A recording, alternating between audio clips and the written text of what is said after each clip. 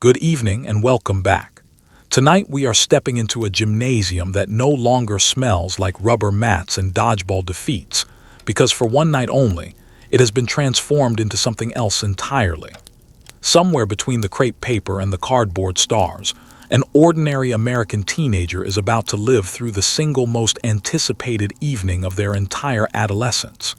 It is 1958, and tonight we are going to prom. Before we drift into the past together, if you're enjoying these long, slow walks through history, consider hitting subscribe, but only if it genuinely helps you unwind. A quiet thank you as well to everyone who leaves suggestions in the comments. This channel exists because of the topics you bring to me, and I read every single one. Let me know where in the world you're listening from tonight, and what hour it is where you are. It is always somewhere close to midnight for someone. If you'd rather listen away from a screen entirely, this channel is also available on Spotify, with the link waiting for you in the description below. And if you'd like extended, ad-free listening to drift off to, channel membership is open, offering hours of uninterrupted narration whenever sleep feels far away. Now settle in. Dim the lights if you haven't already. Let the room grow quiet and still. Because tonight we are going back to a gymnasium full of crepe paper stars, nervous teenagers and chaperones who missed absolutely nothing.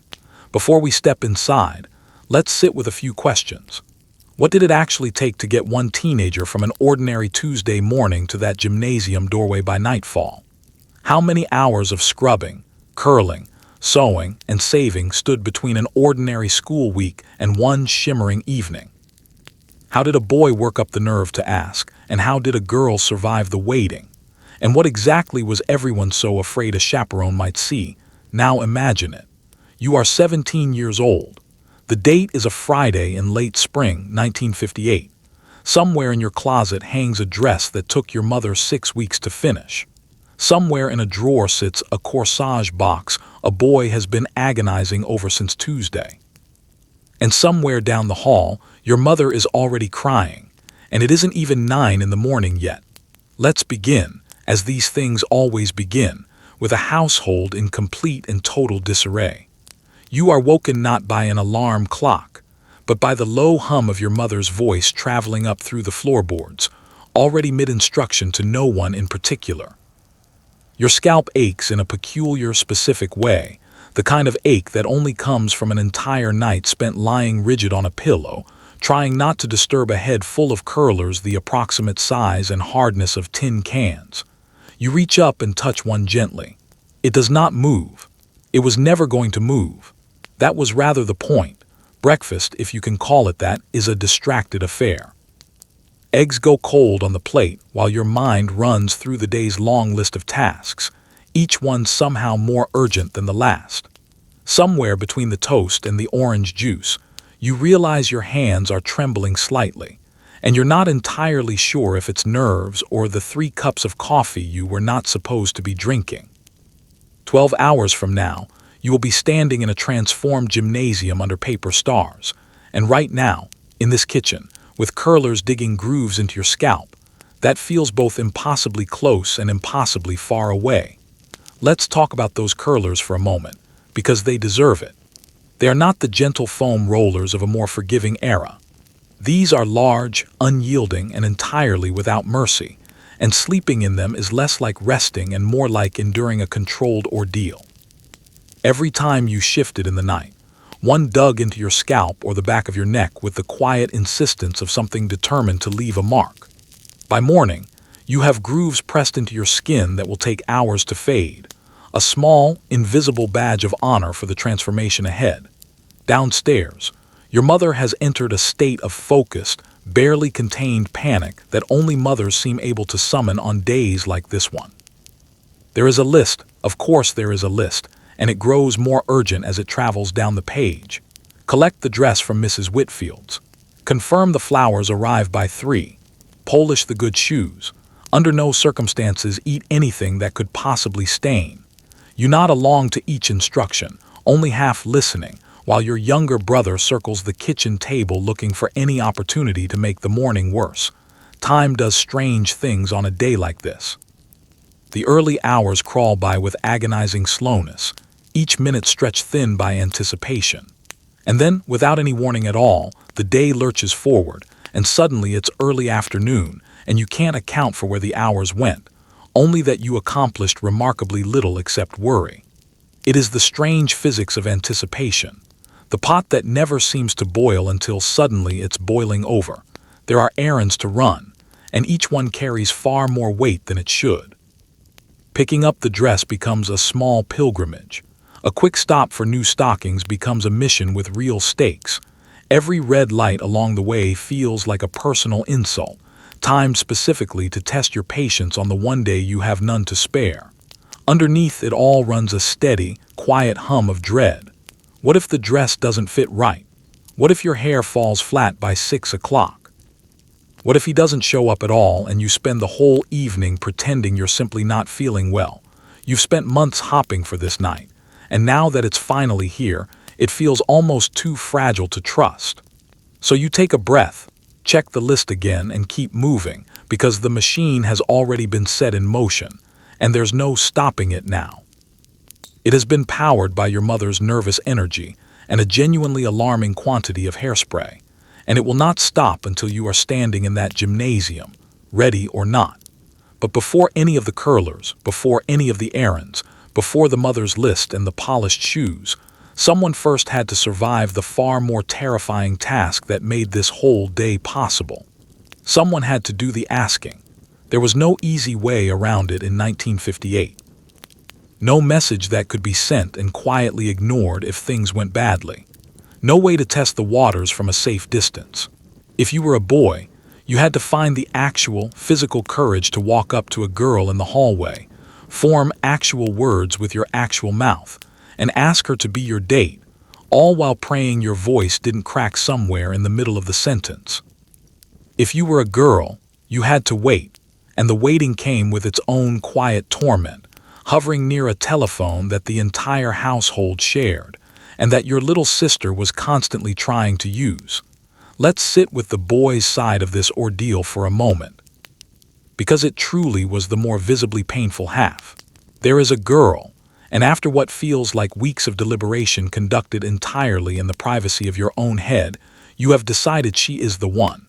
Now all that remains is the small matter of actually speaking to her, a skill that suddenly feels entirely foreign. You rehearse the words in the bathroom mirror. You rehearse them again on the walk to school. By the third or fourth run-through, the sentence has stopped sounding like language at all and started sounding like something you're simply repeating to keep from losing your nerve entirely. Then the moment arrives. She's at her locker or by the water fountain, laughing with a friend, which is somehow the worst possible setting, because now there's an audience. Your heart is doing something that feels medically inadvisable. Your mouth has gone completely dry. You open it to speak, and what comes out is some approximation of a sentence, a little rougher than you'd rehearsed, but the word prom makes it out intact, and that's really all that matters. Now comes the waiting for her answer, and that waiting lasts perhaps 2 seconds and feels considerably longer.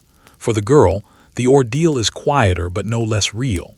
You are not supposed to ask, or at least not directly, so instead you find yourself engineering small opportunities to be asked. You linger near his locker just a little longer than necessary. You smile in a way you hope reads as encouraging rather than desperate. You wait by a telephone bolted to your kitchen wall, praying it rings before your rival's does, all while your mother washes the same dish for the 5th time, pretending not to listen. And when a rejection did come, it came in person, with nowhere at all to hide from it. There was no way to simply let a conversation fade into silence. You stood there, took it, and then had to see that same person in the hallway every day for the rest of the school year. So yes, finding a date required something like genuine bravery, the kind that makes your hands shake a little. And when someone finally said yes, the relief was so complete that you very nearly forgot you now had to survive the entire evening that followed. To understand why some boys never had to endure that agonizing hallway ordeal at all, you first have to understand the sacred, slightly absurd institution of going steady. This was 1958, and teenage romance came bundled with more unspoken rules than a game of chess played by people who had never actually been taught the rules, only absorbed them by watching everyone around them play. Going steady meant you were, in the eyes of the entire school, an official couple, and there were physical symbols to prove it. A boy's class ring, worn on a chain around a girl's neck, or his letterman jacket, draped over her shoulders like some kind of woolen declaration of ownership. This was serious business, tracked closely by friends, monitored by parents, and picked apart endlessly by the school's tireless rumor mill, which never appeared to sleep. Let's linger on the class ring for a moment, because handing one over was practically a ceremony in itself. These rings were heavy, chunky things, built for a boy's hand, and there was no reasonable way a girl could simply slide one onto her own finger without it spinning loosely or falling off entirely. So she wound yarn or tape around the underside of the band until it fit snugly enough to wear, or more commonly, she strung it onto a delicate chain and let it rest against her sweater, where the entire hallway could see it and understand exactly what it meant. It was, in a sense, the 1950s version of updating your relationship status, except the whole school saw it in real time, and nobody had the option of scrolling past. Then there was the letterman jacket, that heavy wool and leather coat earned through hours on a football field or a basketball court. When a boy handed his jacket over to a girl, it was treated as something close to an engagement. She wore it constantly, sleeves swallowing her hands whole, shoulders hanging well past where they belonged, and she wore it with genuine pride, because it meant she belonged to someone the whole school considered worth having. Other girls noticed it with a mixture of envy and quiet appraisal. Younger girls noticed it and filed the image away for their own future. Everyone, without exception, noticed it, but going steady was never only about jackets and jewelry. It came bundled with an entire, mostly unwritten code of behavior that somehow everyone understood without ever being formally taught. You sat together at lunch, every single day, without exception. You were seen together at the local diner and the Saturday matinee. He walked you between classes whenever the schedule allowed it. And you did not so much as glance too long at anyone else, because a glance held a fraction too long could ignite a scandal that would make its way through every hallway by the final bell. Parents observed all of this with a complicated mixture of amusement and quiet concern. Going steady was tolerated generally, but it was also viewed with some suspicion, as though it might be the first step on a slope leading somewhere far too serious, far too young. Fathers developed a sudden and pointed interest in exactly how steady this steadiness really was. Mothers offered guidance disguised as casual conversation over the dishes. The whole relationship became, in its own strange way, a family project, with far more stakeholders than either teenager had ever signed up for, and the stakes around prom season climbed especially high. If you were going steady, your prom date was already settled, one enormous source of anxiety simply removed from the equation months in advance. But heaven help the couple who broke things off in those final weeks before the dance. A breakup in March was simply sad. A breakup the week before prom was a full-blown catastrophe, leaving both parties suddenly dateless, humiliated, and scrambling, while the rumor mill worked itself into an absolute frenzy of delight at the unexpected drama. So going steady offered both comfort and risk in equal measure. It gave you security, status, and a guaranteed partner for the biggest night of the year. It also meant your entire romantic life played out under the watchful eyes of everyone you had ever known, wrapped in wool, strung on a chain, for the whole town to observe and judge as they pleased. Now, let's turn to the dress, because for a girl in 1958, this was never simply a garment. It was closer to a life event, one that consumed weeks of planning and no small amount of financial sacrifice. Picture yards upon yards of tulle and taffeta, gathered and shaped into something that transformed an ordinary teenage girl into what could only be described as an elegant, walking confection. The silhouette was everything. A waist cinched down to an almost improbable circumference, followed immediately by an explosion of skirt so wide it made ordinary doorways into genuine obstacles. Some dresses were purchased after months of careful saving. Others were sewn at home, at the kitchen table, by a mother hunched over a sewing machine late into the night, occasionally muttering things a daughter was better off not overhearing. Either way, once that zipper closed, you were committed, both emotionally and financially, with no reasonable way back. The colors favored by the era were soft and dreamlike: pale pinks, powder blues, buttery yellows, the exact shades you'd expect to find in a well-stocked candy shop window. The fabrics were selected specifically for their ability to hold a shape and catch the gymnasium lights. Taffeta that rustled faintly with every step you took. Tulle that floated and bounced with the smallest movement. Satin that gleamed under any light it was given. When you walked, you announced your arrival with a soft symphony of fabric, like a very glamorous curtain being drawn slowly across a stage. For a great many families, buying a dress outright simply wasn't realistic, which is exactly where the home-sewn version entered the picture. Your mother, or perhaps an aunt known throughout the family for her skill with a needle, acquired a pattern and a bolt of fabric and got to work at the kitchen table. This was never a casual undertaking. It involved pins held carefully between pressed lips, measurements taken and retaken with real precision, and long evenings spent hunched over a sewing machine that whirred late into the night, long after everyone else in the house had gone to sleep. There were fittings, and during those fittings you stood perfectly still on a kitchen chair while your mother circled you slowly, adjusting a seam here, pinning a hem there, occasionally instructing you to stop slouching. There were small setbacks along the way, moments where a seam had to be picked out entirely and redone, and during those setbacks, you both learned a few new words that wouldn't have been welcome in polite company. The fit was the entire point, and the fit was, frankly, brutal. The bodice hugged tightly against your ribs. The waist pulled into a circumference that seemed to openly defy basic human anatomy. And the entire structure depended, quite frankly, on you not eating very much in the hours before the dance, and not breathing especially deeply once you were finally sewn into it. Trying the dress on for the very first time was its own small moment of truth. Would the zipper actually close?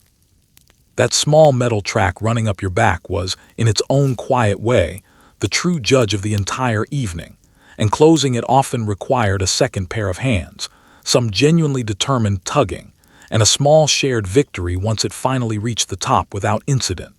Once you were in the dress, you were fully and completely in it. Sitting down became a careful negotiation rather than a simple action. You could not simply drop into a chair the way you normally might. You had to lower yourself slowly, deliberately, arranging the skirt around you in wide, careful waves, the way someone might carefully park an especially wide automobile into a narrow space. Doorways suddenly required strategy. Car doors, as we'll return to later, became genuine adversaries in their own right. And yet, despite every bit of the cost, the pinching, the late-night sewing machine frustration, and the near-total loss of basic mobility, there came that one particular moment. You stood in front of the mirror, fully assembled at last, and what looked back at you wasn't some overworked, over-engineered garment. It was something closer to a vision, something pulled directly from the pages of a magazine. For one instant, it was entirely worth every saved dollar and every muttered word over that sewing machine.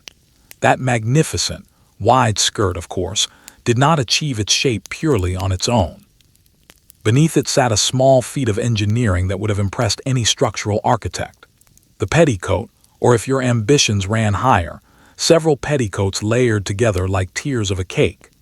These were stiff nets of crinoline, sometimes starched into rigid submission, sometimes dipped in a sugar-water solution to help them hold their shape, a trick which occasionally, and unfortunately, attracted insects looking for something sweet. One petticoat gave you a pleasant fullness. 2 gave you a proper, rounded bell shape. 3 or more, and you achieved the truly coveted silhouette, the look of a girl emerging gracefully from the center of some enormous flower. The trade-off, naturally, was that you now occupied roughly the floor space of a small automobile, and every movement through a room required a bit of forward planning. The stiffening process itself was where real ingenuity came into play. Crinoline could simply be starched until it held its shape almost like armor. But the true trick, passed along quietly among the truly determined, was the sugar water dip. You soaked the fabric, let it dry completely, and it would stand entirely on its own, like a small collapsible tent. The obvious problem was that a garment coated in dried sugar water is remarkably attractive to ants, and fashion, as it turns out, occasionally demands sacrifices you didn't fully anticipate.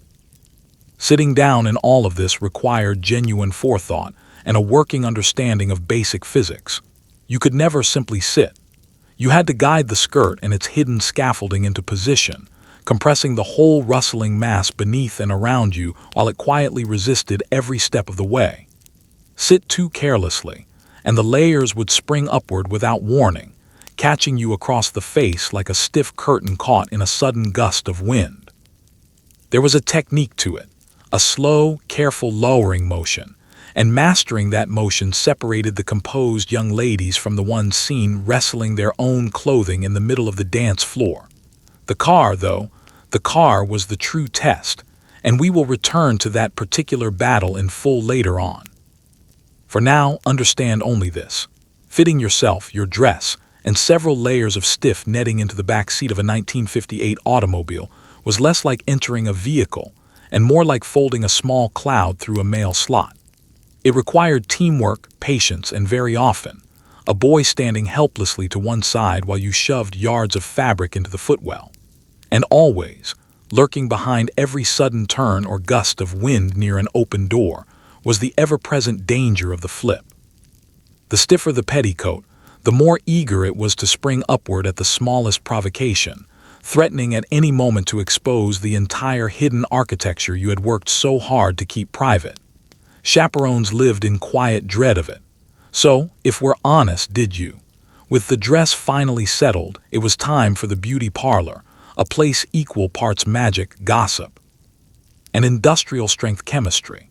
If your family could spare the expense, you made the trip to sit in a vinyl chair, while a woman named something like Doris went to work transforming your head into something resembling the magazine photographs pinned above her station.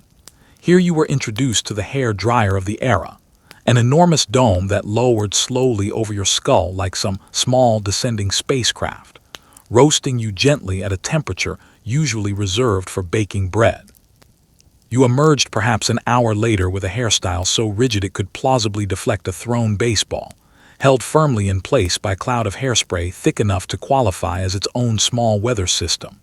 You were not permitted to touch it. You were, in fact, barely permitted to breathe too close to it. The beauty parlor itself was its own small world, a warm, humid cavern smelling faintly of setting lotion, permanent wave solution, and what felt like decades of accumulated neighborhood gossip.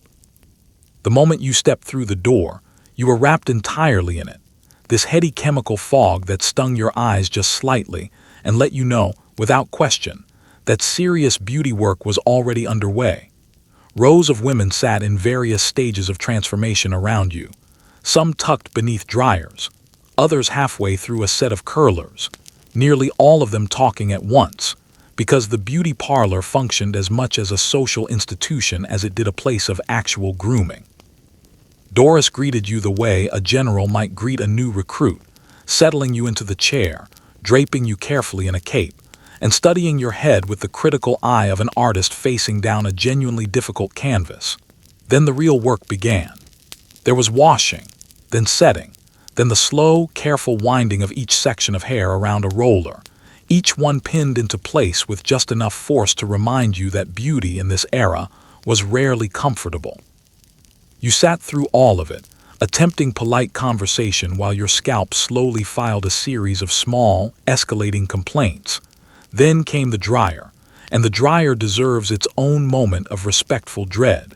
It descended fully over your head, sealing you inside a roaring bubble of hot, dry air.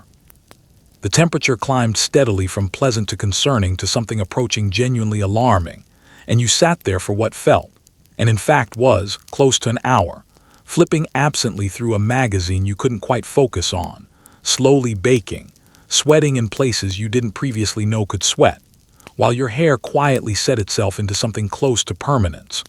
When you finally emerged, flushed and a little disoriented, the true artistry began in earnest. Doris unwound each roller one by one, teasing and shaping and brushing, building your hair upward into a structure of impressive height and rigidity. And then the finishing touch, the hairspray. She reached for the can and released a mist so thick and so total that the air itself seemed to turn cloudy, and you learned quickly, almost instinctively, to hold your breath.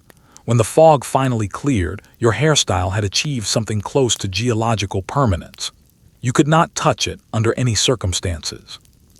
This was delivered with total, unwavering seriousness. One careless brush of the hand, and you risked undoing an hour of careful, expensive architecture. You held your head very still for the rest of the day, moving through the world like someone quietly balancing an invisible tray on top of their skull, wary of wind, wary of low doorways, wary of anything sudden. You walked out of that parlor transformed, your hair a small monument to mid-century glamour, sealed against the elements by a shell of hairspray that could very plausibly have survived a minor explosion. It had cost real money, it had taken real time, and it smelled faintly of chemicals for the rest of the evening. But it looked, without exaggeration, magnificent, and looking magnificent, as you were quickly coming to understand, was really the entire point of the whole exhausting exercise. With the hair fully conquered and sealed against all possible interference, it was time to turn attention to the face, and 1958 had very firm opinions about what a face was supposed to look like on a night like this one. The look favored by the era was polished, precise, and just a touch dramatic. Powdered skin, carefully shaped brows, and lips painted a red so bold and so confident it practically walked into the room a full 3 seconds before you did. Makeup was applied with the seriousness of a painter approaching a difficult commission, because a proper young lady was expected to look entirely effortless, while secretly investing an enormous, almost absurd amount of effort into achieving that effortlessness. Too little, and you risked looking plain, unfinished, not properly ready for the occasion. Too much, and you invited exactly the sort of whispered commentary from chaperones and neighborhood gossips that could follow a girl for weeks afterward. It was a careful tightrope, walked entirely in front of a bathroom mirror, with your mother offering a running stream of commentary from the doorway that nobody had specifically requested. Let's begin with the foundation, because the era prized a flawless, almost porcelain complexion above nearly everything else. You applied a base coat, then set it carefully with powder, layering it until your skin achieved a finish so smooth, and so even that it appeared, at a glance, to have been lightly dusted with sugar. The goal, quite plainly, was to erase every visible imperfection, every stray freckle, every small sign that you were, underneath it all, simply a living, breathing teenager with actual pores. It was not unlike carefully plastering a wall if the wall in question happened to be your own face, and the stakes happened to be your entire social standing for the following semester. Then came the eyebrows, which in 1958 were expected to be bold, deliberately shaped, and full of quiet character. You darkened them carefully, shaped them into a confident arch, aiming for something that conveyed poise and just the faintest suggestion of drama. A well-shaped brow could genuinely frame an entire face. A poorly shaped one could leave you wearing an expression of permanent mild surprise for the remainder of the evening. And there was, unfortunately, very little room for error, despite the fact that your only real tools were an eyebrow pencil and a fair amount of hope. The eyes received careful attention as well, though they were kept relatively restrained by comparison. A soft sweep of shadow, perhaps a delicate line along the lash, and mascara applied in the era before it arrived conveniently preloaded onto a wand. Applying it required real patience and a genuinely steady hand, and a single ill-timed sneeze could undo several minutes of careful, concentrated effort, leaving you looking as though you'd been quietly crying, which, given the accumulated stress of the entire day, you may well have been closer to than you realized. But the true centerpiece, the undisputed crown jewel of the whole 1958 face, was the lipstick, and not simply any lipstick. It had to be red. A bold, confident, entirely unmissable red that arrived in a room a full several seconds ahead of the rest of you. You lined the lips carefully, filled them in, blotted gently with a folded tissue, and then reapplied, building up a shade so saturated it seemed to genuinely glow under any decent light. It was, in a sense, the final punctuation mark at the end of the whole elaborate sentence of your face, and it did not whisper. It declared, plainly and without apology, that you were ready. The great, quiet paradox running through all of it was the demand for effortlessness. You were expected to appear naturally radiant, as though you had simply woken up looking this way, while the actual reality involved a full hour of concentrated labor, a dressing table cluttered with tools and half-empty bottles, and a level of precision that would not have looked entirely out of place diffusing something considerably more dangerous. A proper young lady never let on exactly how much work any of it took. She simply appeared composed, luminous, and let everyone around her assume she had been born looking that way. And presiding over the entire operation, naturally, was your mother, stationed comfortably in the doorway, offering commentary you had not asked for and would not have welcomed even if you had. That's too much rouge on one side. Blend that in properly before your father sees it. In my day, we certainly didn't cake it on quite like that. You absorbed each note, made a small adjustment here and there, and pressed forward because the tightrope between plain and scandalous remained narrow, and the entire neighborhood, it seemed, was fully prepared to weigh in on which side you'd landed. One final glance in the mirror, one last careful blot of the lips, and your face was finally, officially ready to meet its public. Now let's discuss the undergarment that quietly haunted an entire generation of teenage girls. The girdle. Beneath the dress, beneath the layered petticoats, wrapped snugly around your midsection like a determined constrictor, sat a garment engineered specifically to smooth, shape, and slowly, methodically restrict your ability to breathe freely. Constructed from heavy elastic and rubber, the girdle promised the fashionable, streamlined silhouette the era demanded, at the relatively small cost of your ability to bend comfortably, sit naturally, or inhale with any real depth. Attached to it were garters, gripping the tops of your stockings, because pantyhose had not yet arrived on the scene to spare anyone this particular ordeal. Getting into the thing in the first place was its own small trial. A girdle did not so much go on as it was wrestled into position, hauled up over the hips through a determined series of tugs, small hops, and thoroughly undignified maneuvers that absolutely no one was ever meant to witness. It gripped tightly. It resisted at every stage. It rolled and pinched and appeared to hold strong, unshakable opinions about being worn at all. By the time you finally had it settled into place, you had worked up a light sweat and quietly reconsidered a few of your recent life choices, and the evening, notably, had not even properly begun yet. Once it was on, the girdle set immediately to its true and singular purpose, compressing you into the smooth, impossibly curved silhouette the era so firmly demanded. It flattened. It shaped. It held everything precisely where fashion insisted it belonged, whether your body agreed with that placement or not. The effect from the outside was undeniably sleek and polished. The effect from the inside was considerably less pleasant.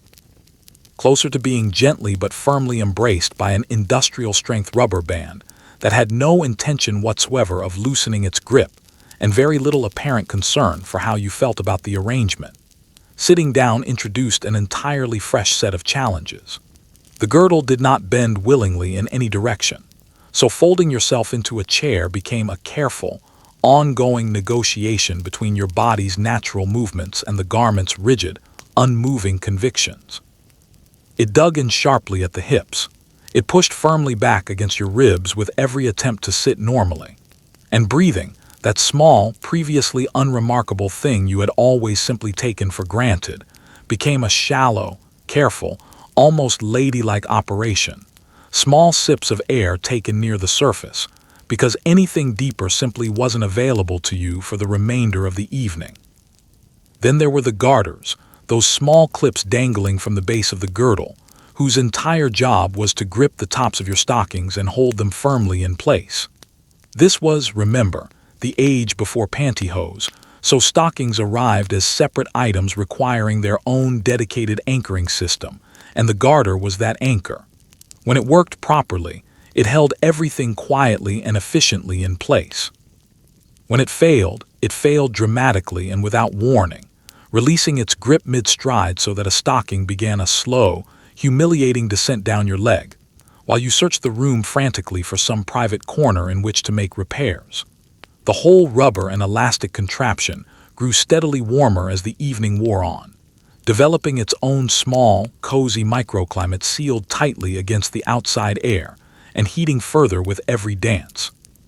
By the middle of the night, you had made a kind of quiet peace with a permanent state of mild constriction, the way one eventually makes peace with any long-term hardship, through resignation and the occasional deep sigh. Or rather, given the circumstances, the occasional shallow one, since deep sighs, like deep breaths generally, were simply off the table for the evening. And yet you wore it, because the silhouette demanded it, and the era decreed it without room for negotiation. And every other girl in that gymnasium was suffering through an identical ordeal beneath her own beautiful dress. It was a shared, entirely unspoken misery, a quiet sisterhood of the barely breathing, and there was something almost comforting in knowing you weren't suffering through it alone. Now for the final touches, the small accessories that separated a properly put-together young lady from something closer to organized chaos.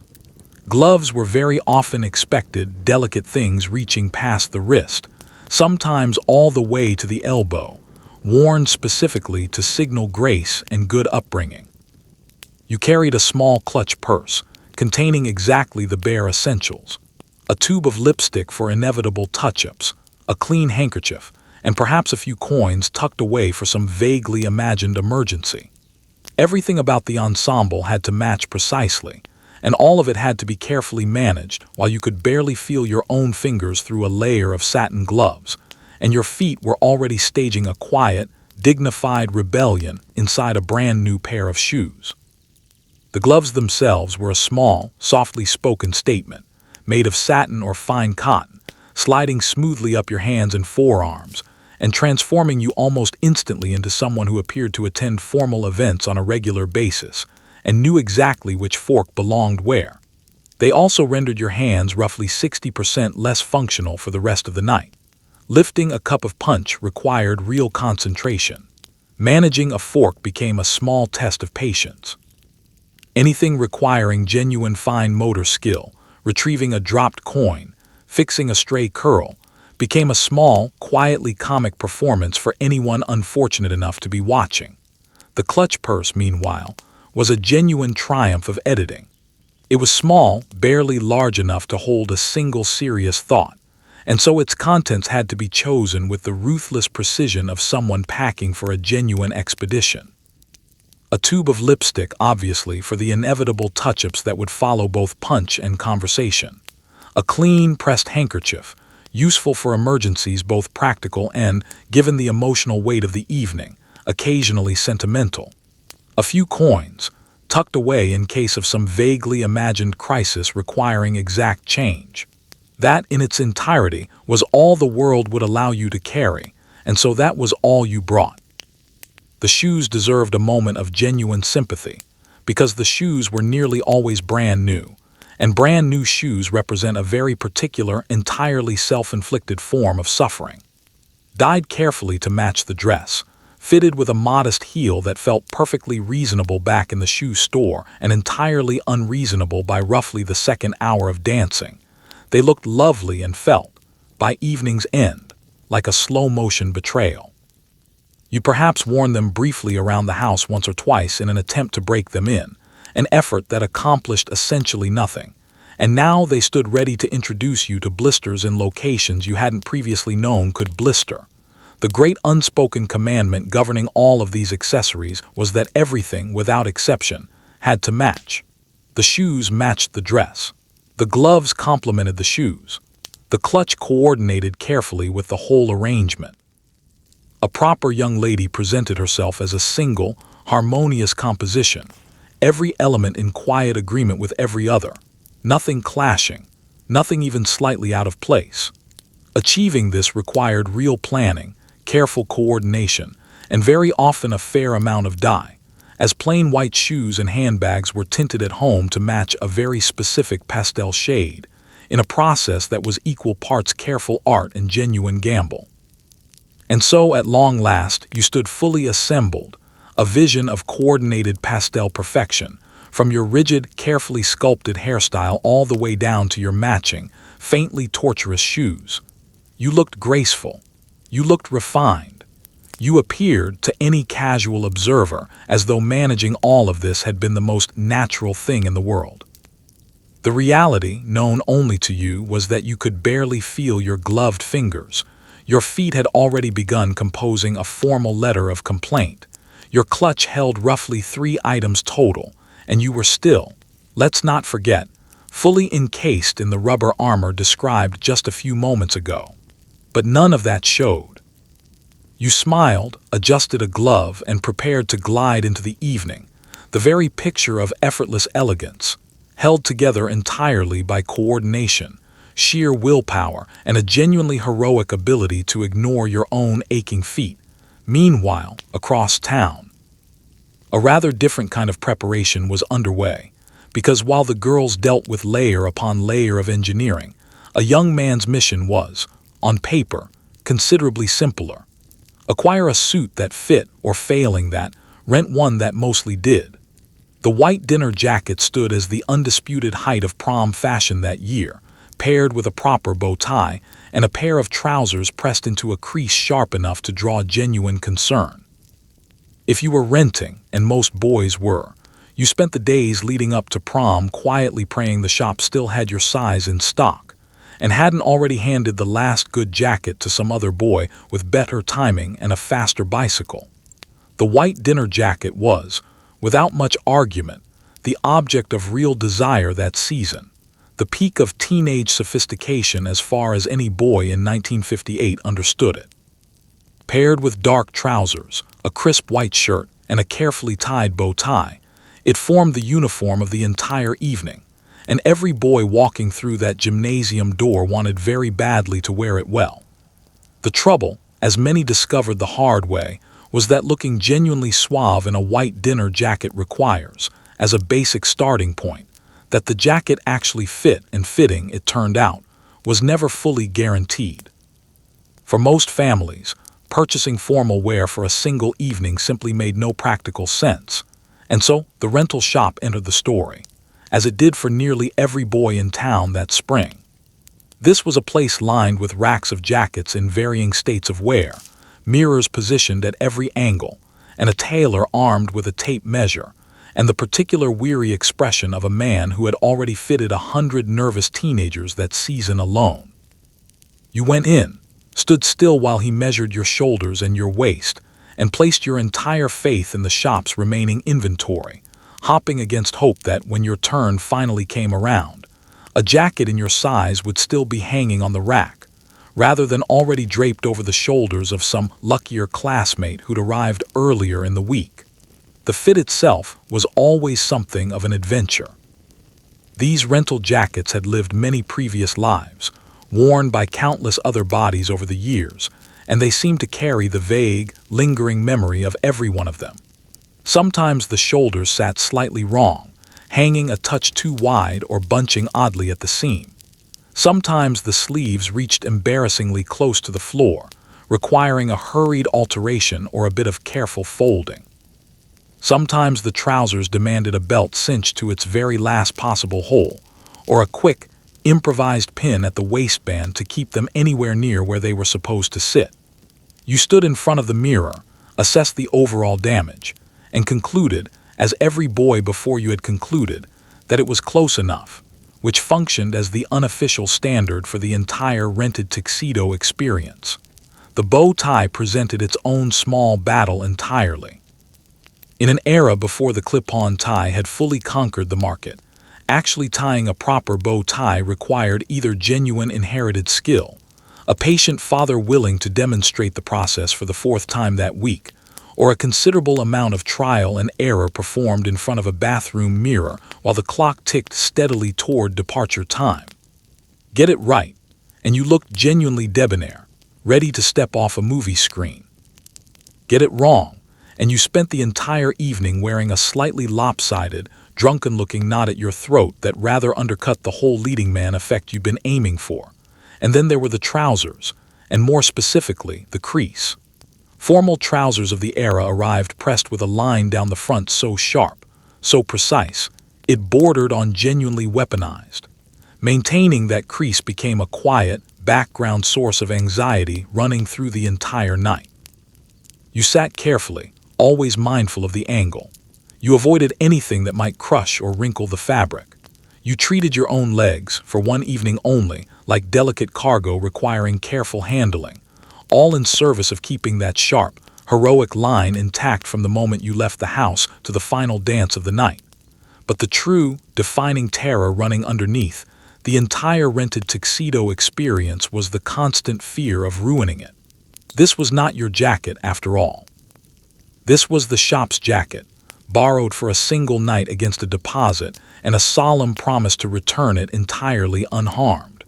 And every hazard the evening presented, the bright red punch, the greasy diner food that would inevitably follow, a girl's lipstick during a slow dance, represented a genuine threat to that promise, any one of which could leave a mark that would cost you dearly and haunt your wallet for weeks afterward. So you moved through your glamorous evening in a state of low, near-constant vigilance, dressed like a leading man and worrying like an accountant, guarding a white jacket that technically belonged to someone else with the fierce, quiet devotion of a man protecting something considerably more valuable than fabric. A boy's hair, meanwhile, demanded its own dedicated campaign entirely, and that campaign was fought and won, or occasionally lost, with grease. The pompadour, that towering, carefully swept wave of hair rising up and back from the forehead, did not happen by accident or good fortune. It happened through the liberal, sometimes excessive application of pomade, a substance possessing roughly the consistency of car wax, and once applied something close to the staying power of wet concrete. You combed, you sculpted, you checked the mirror from what felt like 17 distinct angles. And you tucked a small comb into your back pocket for emergency touch-ups throughout the night ahead, because a pompadour, once built, required ongoing maintenance. The goal, plainly stated, was to look like one of the movie idols plastered across every teenage bedroom wall that year. The risk, equally plain, was ending up looking as though you'd simply appended an entire tin of grease directly onto your own head, which, in fairness, you very often had. Let's begin with the pomade itself, because it deserves both a measure of respect and a healthy dose of suspicion. It arrived in a small tin, a thick, waxy substance carrying a faint, distinctive scent, and a genuinely small amount went a remarkably long way, though almost no boy in America ever quite believed that on the first attempt. You'd scoop out a generous fingerful, warm it briefly between your palms, and work it carefully through your hair until every single strand was coated and, more importantly, cooperative. It smelled strongly of something meant to evoke sophistication, and mostly succeeded in evoking the inside of a busy barbershop. It transferred readily to pillowcases, shirt collars, and the unsuspecting hands of anyone unwise enough to reach up and touch your carefully constructed head. The actual sculpting was where the real artistry came into play.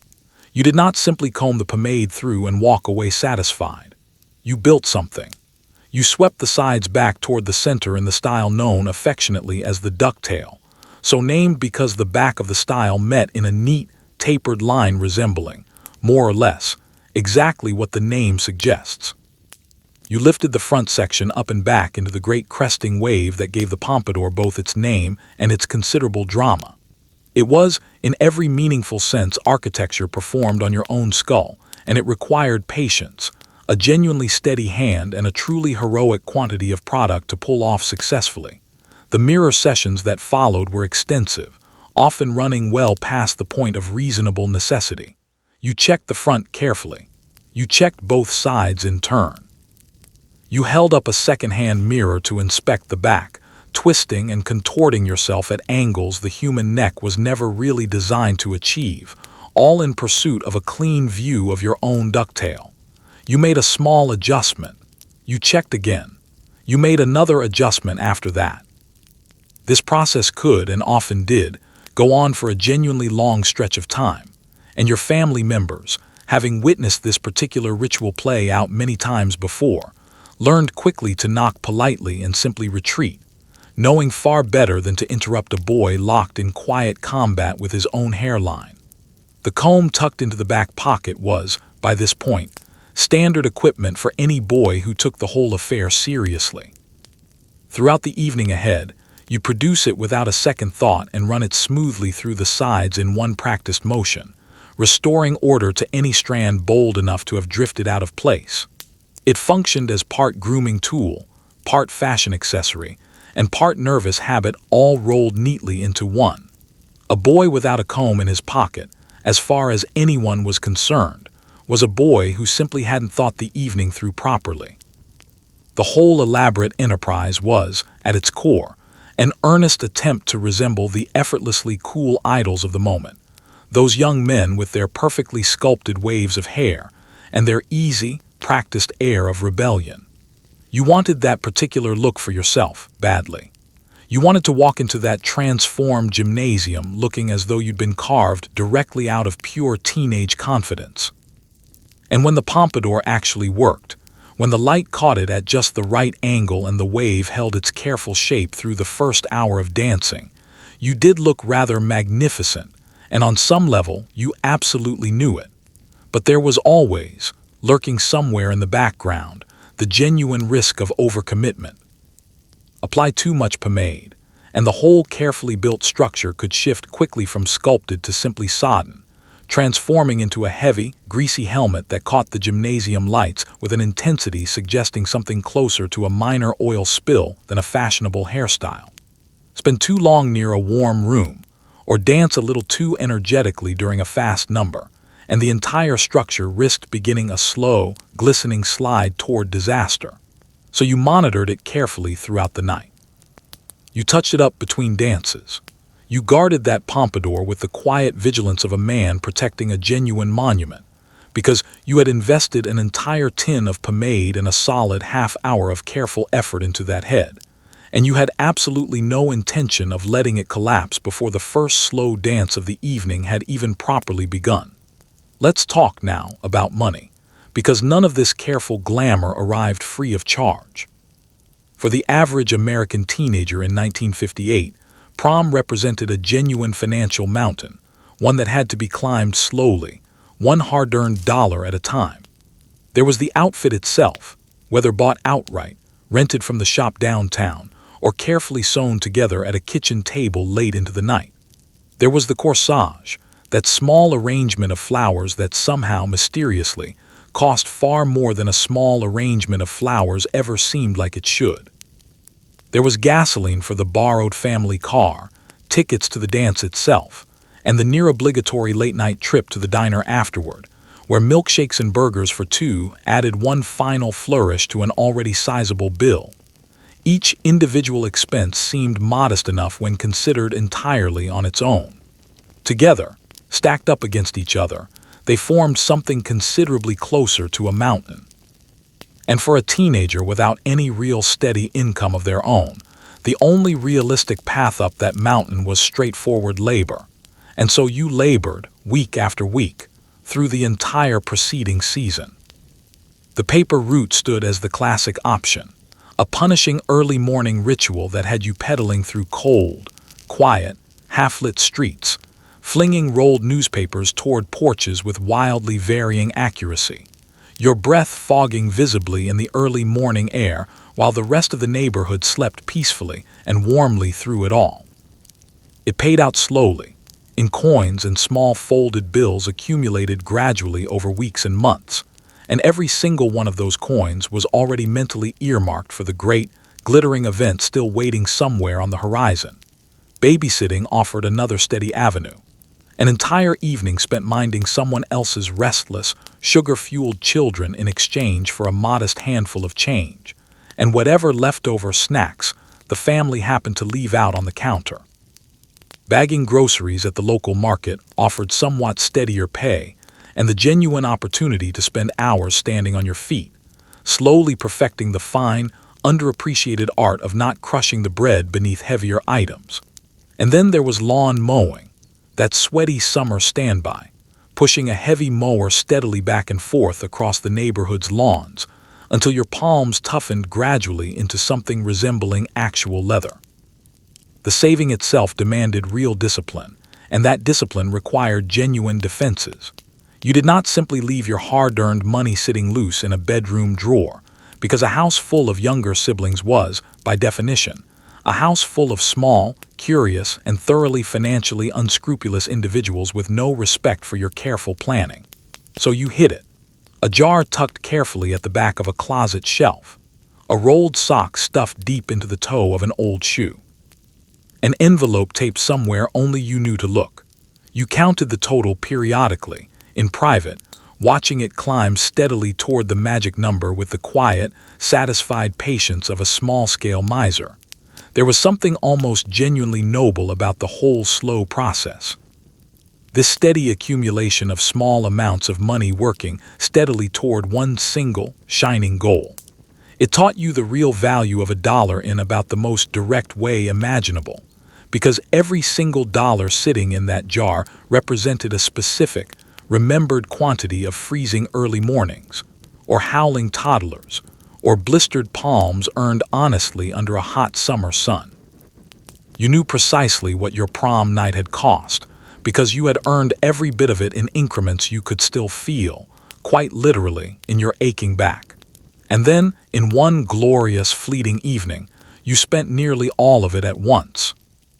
Months of pre-dawn paper routes and long afternoons of lawn mowing and long evenings of babysitting, all converted almost instantly into a corsage, a full tank of gasoline, and a couple of milkshakes shared at a diner booth, gone in a single night that would be over before you quite knew what had happened to it. It should, by any reasonable measure, have felt a little foolish, spending so much, so quickly, on something so genuinely fleeting. And yet, standing there in that transformed gymnasium in your hard-earned finery, watching your date smile beneath a ceiling of crepe paper stars, you would decide, without much hesitation, that it had all been entirely worth it. Mostly.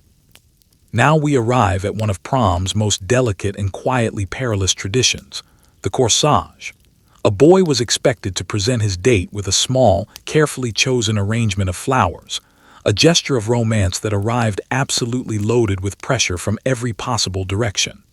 Choose the wrong flowers, the wrong color, or the wrong style entirely, and you had, in a very real sense, failed before the evening had even properly begun. And then came the truly perilous part, the actual pinning, because a wrist corsage was the safe, sensible option, while a pinned corsage required a young man to attach an actual flower to the front of a young lady's dress, directly in front of her watching parents, without fainting, fumbling badly, or accidentally drawing blood.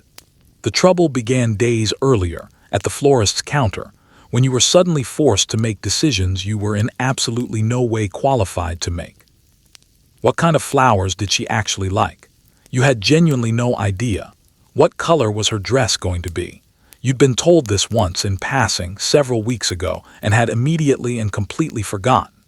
And now you stood before a bewildering wall of blooms, trying desperately to reconstruct that lost piece of information from somewhere deep in memory, mixed liberally with rising panic.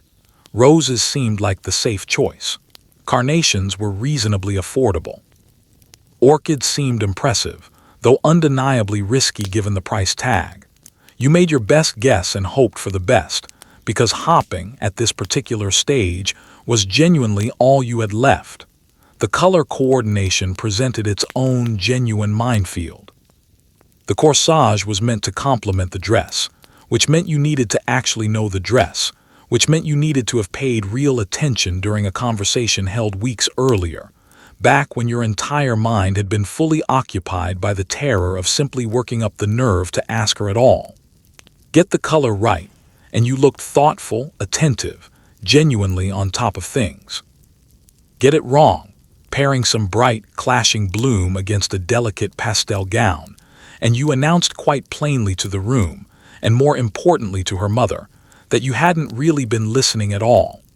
Then came the presentation itself, conducted squarely in the middle of her living room, under the full, undivided attention of her assembled family. You produced the small florist's box, opened it carefully, and offered up the flowers while everyone present leaned in to inspect your selection, rather like judges quietly scoring a competition you hadn't fully realized you'd entered. It was a brief ceremony, but a genuinely weighted one, and you performed it with sweating palms and a smile you sincerely hoped read as charming rather than visibly terrified. But the true trial, the absolute peak of the entire ordeal, was the pinning. A wrist corsage represented the coward's way out, and a genuinely blessed one at that. A simple band slipped easily over the hand with essentially no danger involved whatsoever. The traditional pinned corsage, by contrast, had to be attached directly to the front of a girl's dress, near the shoulder, in front of her watching father, using an actual sharp metal pin, while your hands shook like leaves caught in a stiff autumn wind. This stood as one of the genuinely defining terrors of teenage life in that era. Consider, for a moment, the accumulated hazards. The pin itself was sharp. Your hands were, by this point, thoroughly unsteady. The target location sat, delicately put, in a region no self-respecting teenage boy particularly wished to fumble around in front of a girl's watching parents. You had to lean in close, take gentle hold of the fabric, and guide a sharp pin through both dress and flower stem without pricking her, without dropping the whole arrangement onto the carpet, and without letting the entire process drag on so long that the room descended into thick, agonizing silence. Fathers watched closely. Mothers watched closer still. The clock on the mantel seemed to slow to a near standstill, and so you attempted it, in those 30 impossibly long seconds that somehow managed to feel like a small lifetime compressed into a single moment. Maybe it went smoothly, the pin sliding home cleanly, the flower settling perfectly into place, met with warm, genuine smiles all around the room. Or maybe you fumbled it slightly, dropped the pin entirely, tried again, apologized twice in quick succession, and emerged from the whole encounter visibly older and noticeably damp around the collar. Either way, once the corsage was finally, securely in place, you had survived one of prom's most quietly harrowing rituals, and could now move on to face the merely ordinary terrors still waiting ahead in the evening. In return for the corsage, the girl provided a boutonniere, a single flower pinned carefully to the lapel of the boy's borrowed jacket. This functioned as the polite, unspoken exchange rate of prom romance. You give me a corsage, and I give you a small flower along with the honor of wearing it through the evening. Pinning the boutonniere was, admittedly, slightly less terrifying than pinning the corsage had been, but only slightly, since it still involved sharp objects, trembling hands, and the same watchful, note-taking eyes of parents positioned nearby, missing nothing. If the flower managed to survive the pinning process, and then somehow lasted through the first dance without wilting badly or falling loose entirely, both of you counted it, quietly, as a genuine shared triumph. There was a pleasing symmetry running through the whole small arrangement. He gave flowers, she gave a flower in return. He pinned hers on, she pinned his on in turn. It formed a small, mutual ritual of adornment, a quiet way of marking the two of you as a genuine pair for the evening, each one now wearing a small, visible piece of the other's thoughtfulness pinned proudly in place. No prom night, of course, was complete without proper transportation, and for most boys that meant exactly one thing: working up the nerve to beg for the family car. This was, after all, the golden age of the American automobile, an era when a car dressed in sweeping tail fins and gleaming chrome trim functioned as a genuine rolling statement about everything good and hopeful in post-war American life. Convincing your father to hand over the keys to his pride and joy required real negotiation, extensive promises, and quite possibly something resembling a solemn, unspoken blood oath to return the vehicle without so much as a single scratch anywhere on its finish. Let's appreciate, for a moment, exactly what a car meant during this particular era, because it represented so much more than simple transportation from one point to another. This was, again, the golden age of the American automobile, a time when cars arrived adorned with soaring tail fins, gleaming chrome bumpers, and colors that seemed to radiate pure optimism straight off the factory floor. A car functioned as a genuine statement, a visible symbol of prosperity, of freedom, of the broad, boundless promise the whole era seemed to represent. And your father's car, whatever particular model it happened to be, was to him a treasured possession, tended to and polished with a level of devotion he rarely extended to most living creatures in his life. Which is precisely why asking to borrow it for the evening amounted to such a delicate diplomatic operation. You did not simply walk up and ask outright. You built a careful case first. You chose your exact moment, waiting patiently until he was in a good mood, well fed and comfortably relaxed, and only then did you approach the subject with roughly the same caution one might use approaching something genuinely volatile. You made your promises, and they were extensive. Careful, attentive driving at all times, an early return well before curfew, not a single scratch, not one smudge, not so much as a single grain of stray dirt tracked in anywhere. It amounted in the end to less of a simple request and more of a solemn, carefully negotiated treaty between two parties. The promises tended to escalate as needed, growing more elaborate the longer the negotiation ran. You would fill the tank completely before returning it. You would drive well below the posted speed limit at every single moment. You would guard the vehicle, quite literally, with your own life if it came down to it. Your father listened carefully to all of this, weighed your evident sincerity, considered the various risks involved, and eventually, often grudgingly, produced the keys, handing them over with the particular expression of a man entrusting his firstborn child to a total stranger for the evening. Then came the preparation, because you were certainly not about to take his beloved machine out into the wider world without first honoring it properly. You washed it thoroughly until it gleamed under the afternoon sun. You waxed it carefully until it practically shone. You checked the gas gauge, then checked it again a second time, because arriving unexpectedly at a gas station mid-evening, or worse, running dry entirely, simply wasn't among the catastrophes you were willing to risk on a night already carrying enough pressure of its own. Driving it, once the moment finally arrived, was an experience colored entirely by low-grade fear from start to finish. This was not, by any stretch, a joyful evening cruise. This was the careful, white-knuckled transport of precious, genuinely irreplaceable cargo. You drove with exaggerated caution, both hands firmly on the wheel at all times, checking your mirrors obsessively at every intersection, treating every other vehicle on the road as a potential reckless threat to your father's carefully maintained masterpiece. Every parking lot became a small gauntlet of potential door dings waiting to happen. You aged, quite genuinely, several years behind that particular steering wheel. Now comes what many considered the true test of nerve for the evening, arriving at your date's front door to collect her properly. This was never simply a matter of pulling up and giving a friendly honk from the driveway. Absolutely not.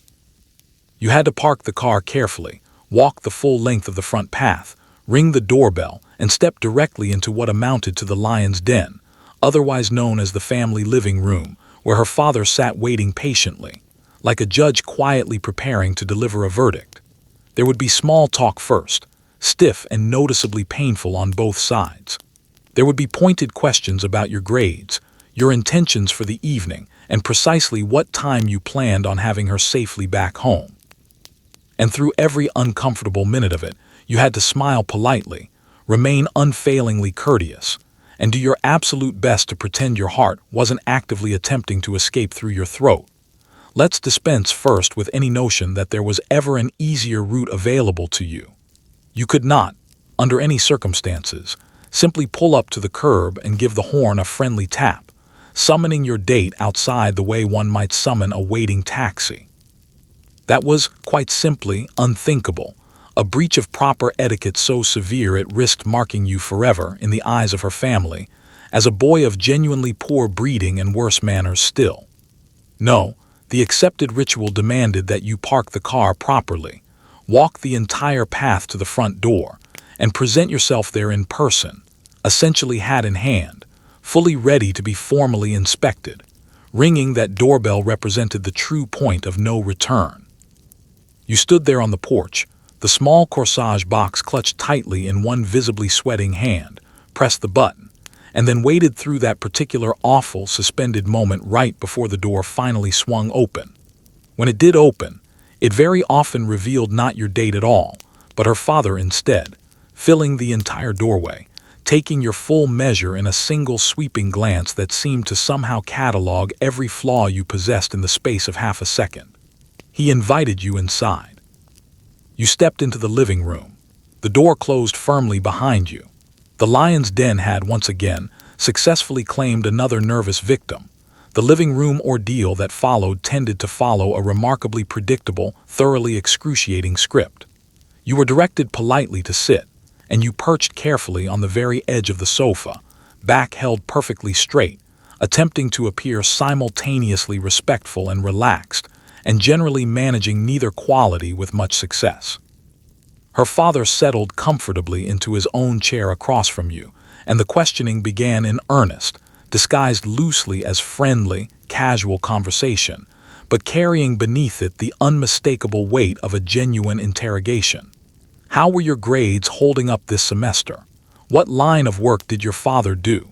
What were your plans looking like for after graduation? Each question functioned as its own small examination, and you understood, without anyone saying so directly, that you were being carefully scored the entire time. The small talk itself amounted to its own special agony, stiff and halting, punctuated by long, uncomfortable pauses during which the clock sitting on the mantel seemed to tick with genuinely cruel volume. You searched desperately for safe, neutral things to say, landing eventually on the weather, or on local sports, or on absolutely anything else that felt sufficiently harmless. Her father offered brief, measured replies in return, and continued quietly studying you the entire time. Somewhere upstairs in the house, you could just make out the faint sounds of your date finishing her final preparations, and you found yourself praying quietly that she would hurry. Because every additional minute spent alone in that room seemed to shave another full year off your remaining life expectancy. Then came the pointed questions, the ones that finally got to the real heart of the matter. What exactly were your intentions for the evening ahead? What specific time did you plan on bringing her safely back home? These were never really questions in the traditional sense. They functioned instead as clear, calm warnings, delivered in the measured tone of a man who very much wanted you to understand precisely what would happen if his daughter came home late, or came home visibly unhappy about anything at all. You answered each one with earnest, careful reassurances, promising an early and thoroughly respectful return, and meaning every single word of it in that moment. And through the entire performance, start to finish, you had to maintain complete composure throughout. You smiled at the appropriate moments. You remained unfailingly polite. You addressed him respectfully as sir and nodded along at all the right intervals, all while pretending, with every ounce of effort you could summon, that your heart wasn't hammering audibly against your ribs and your collar wasn't slowly, steadily strangling you where you sat.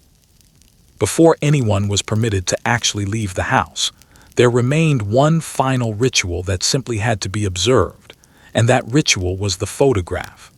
Somebody's parent, usually armed with a camera and an almost alarming level of enthusiasm for the occasion, would herd the two of you firmly into a corner of the living room for what amounted to the official prom portrait.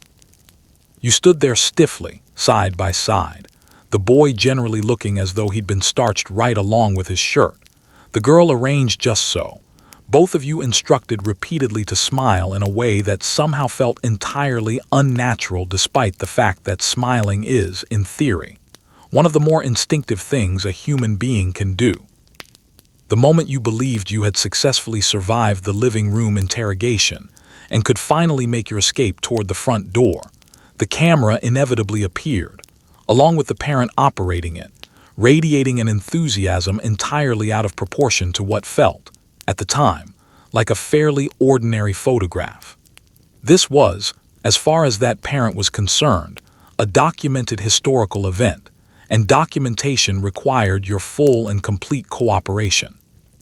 You were not going anywhere until the official portrait had been properly captured for posterity, whether that suited your schedule or not, and your personal feelings on the matter were, quite simply, not consulted at any point in the process.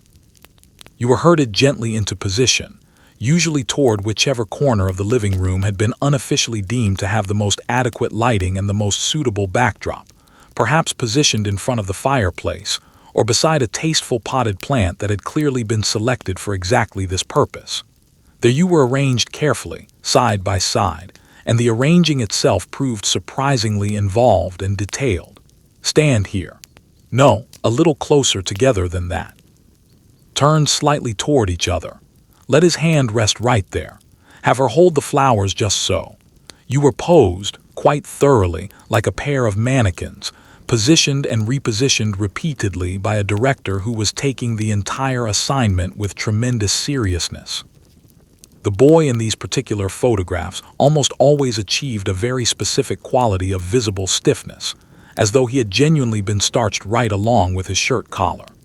Trapped inside a rented jacket, freshly interrogated by a watchful father, and now instructed on top of everything else to appear perfectly at ease, he tended to stand rigid and largely unblinking, wearing a smile that suggested mild discomfort considerably more than it suggested genuine joy. The girl, generally somewhat better rehearsed in the fine art of being photographed, usually managed something noticeably closer to actual grace, though even she inevitably reached her own limits eventually. The simple command to smile was precisely where things tended to fall apart most reliably. Being told directly to smile, it turns out, is one of the more surefire ways of making an entirely genuine smile nearly impossible to produce on command. You bared your teeth obligingly. You held the expression as instructed. And the longer you held it in place, the more artificial and strained it inevitably became, until your face genuinely ached, and your carefully held smile gradually curdled into a strange, fixed grimace, one that would end up preserved forever in the family photo album as supposed evidence of the happiest night of your entire youth. Then the flashbulb finally fired, and the flashbulb, it should be said, was no gentle thing whatsoever. It erupted in a sudden, blinding burst of light so bright and so abrupt that it left you blinking away small glowing spots for several seconds afterward, your vision swimming slightly, your carefully composed smile dissolving instantly into an involuntary squint. And naturally, a single photograph was never quite enough to satisfy the photographer. There were retakes. That last one came out blurry. That one had your eyes closed at exactly the wrong moment. Stand up straighter this time. Stop fidgeting so much. Let's try just one more, and then perhaps one more after that. The photographer offered a steady, near-constant stream of direction throughout the entire process, most of it circling back to the same handful of themes. Stand up straight. Stop fidgeting. Try to look happy, please. This is supposed to be the very best night of your life, delivered in a tone that somehow managed to make the best night sound suspiciously more like a strict obligation than a genuine celebration. You obeyed each instruction in turn. You posed as directed. You smiled steadily through the repeated flashing and the temporary blindness that followed, because you understood, on some level, that this particular ritual had to run its full course before you would finally be released to actually leave the house. And released you eventually were, blinking and slightly dazed, your face genuinely sore from all the forced cheerfulness, the evidence now safely and permanently captured for the family archive. Decades later, those exact photographs would resurface from some forgotten drawer or album, stiff and slightly glowing and faintly ridiculous by modern standards, and you would find yourself looking at them with an unexpected, genuine fondness, grateful in the end that some enthusiastic parent had refused to let either of you leave the house without first standing still and smiling, whether you had particularly wanted to at the time or not. Finally, at long last, you arrived at the venue itself, which was, as it nearly always was, the one place in the entire school building you had spent the rest of the year actively trying to avoid: the gymnasium. But tonight, it had been transformed, and the transformation, against every reasonable expectation, was frankly heroic in scope. Gone were the basketball hoops and the lingering, familiar smell of old gym socks, or at least they were mostly hidden now, tucked away behind an entire ocean of crepe paper streamers, painted cardboard, and clusters of balloons. There was always a theme chosen for the evening, something suitably dreamy and far removed from ordinary small-town life. A starlit night, perhaps, or a tropical paradise, or maybe Paris in the springtime. All of it recreated with nothing more than construction paper, poster paint, and the genuinely fevered collective imagination of the prom decorating committee. You stepped through the doors, and for one brief shining moment, it very nearly looked like actual magic. Almost. There was a particular irony sitting quietly at the heart of the venue itself, and it was not lost on a single person walking through those doors that evening. The gymnasium functioned, for most of the school year, as a genuine site of dread and mild humiliation, the scene of countless dodgeball defeats and forced rope-climbing exercises and the general, accumulated misery of mandatory physical education. It smelled, on any ordinary day, of rubber mats and old sweat, and the gathered athletic suffering of countless generations of students who had passed through before you. And yet this room, of all the rooms available in the entire school, was where the single most magical night of the year would somehow unfold, simply because it happened to be the only room large enough in the whole building to hold everyone comfortably at once. So the prom decorating committee had gone to war with the space itself in the days leading up to the event, and that particular war had been waged almost entirely with crepe paper. In the days immediately before the dance, this small, dedicated band of student volunteers descended on the gymnasium armed with ladders, staple guns, and a genuinely boundless sense of optimism, thoroughly determined to transform an ordinary athletic wasteland into something resembling actual enchantment. They draped fabric, they hung streamers, they stapled decorations to every available surface they could safely reach, layering the entire room in crepe paper until the gymnasium hiding underneath very nearly disappeared from view entirely. The basketball hoops presented a particular and persistent challenge, being large, stubbornly industrial, and thoroughly resistant to disguise. The committee did their absolute best, wrapping them carefully, attempting to disguise their outline, angling other decorations nearby to draw the eye elsewhere in the room. But a basketball hoop, as it turns out, is a genuinely difficult thing to fully conceal, and it tended to loom quietly over the entire proceedings like an uninvited guest who had, at the very least, agreed to wear a costume for the occasion. The lingering smell of old gym socks proved similarly resistant to crepe paper, persisting faintly beneath the sweeter smell of the punch bowl and everyone's carefully applied perfume, a small, quiet reminder of the room's true underlying nature. The chosen theme formed the genuine heart of the whole decorating effort, and the themes selected each year tended to be gloriously, almost touchingly ambitious. A starlit night achieved through hundreds of cardboard stars and dangling strands of silver foil. A tropical paradise conjured entirely from paper palm trees and construction paper flowers glued carefully into shape. Paris in the springtime, evoked through a hand-painted Eiffel Tower of somewhat dubious structural proportions and a genuinely enormous quantity of hopeful romantic intention. Whatever the theme happened to be that particular year, it was rendered entirely in paper, glue, and the collective, fevered imagination of teenagers who had, in most cases, never actually seen the real places they were attempting so earnestly to recreate. And the genuinely remarkable thing about it, the honestly touching thing, was how well the whole effort almost worked every single time.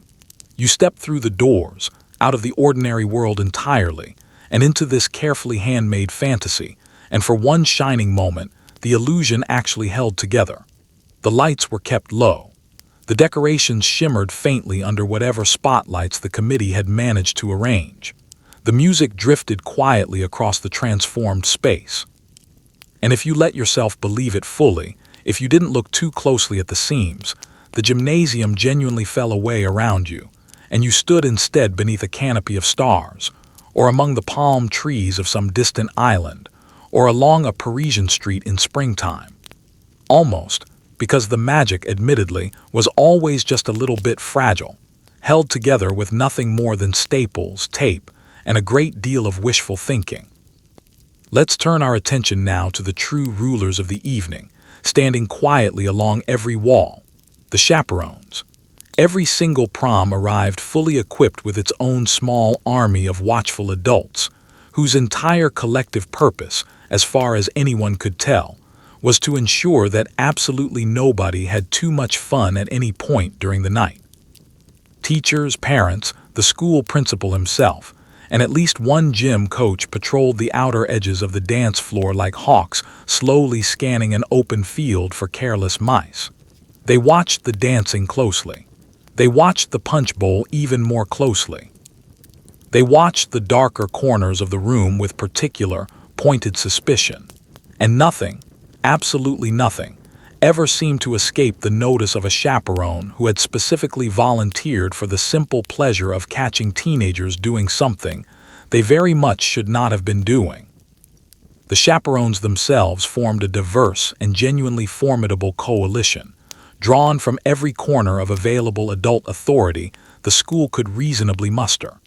There were the teachers, familiar faces from the classroom now stationed in an unfamiliar and considerably more watchful capacity for the evening. There were parents, some of them belonging to your own classmates, which added its own special layer of quiet dread to the proceedings. There was the principal himself, lending the entire occasion the full gravity of the school's highest office. And there was, without fail, always at least one gym coach, a man whose entire professional career had prepared him uniquely well for the vigilant, tireless monitoring of teenagers inside a gymnasium. Their positioning throughout the room was, without question, strategic.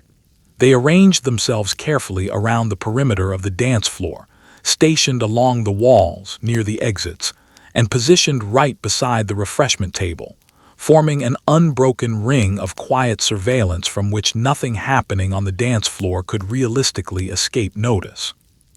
They stood with arms crossed, or hands clasped calmly behind their backs, scanning the crowd with the patient, unblinking attention of predators who had the entire evening available to them, and were in absolutely no particular hurry to act.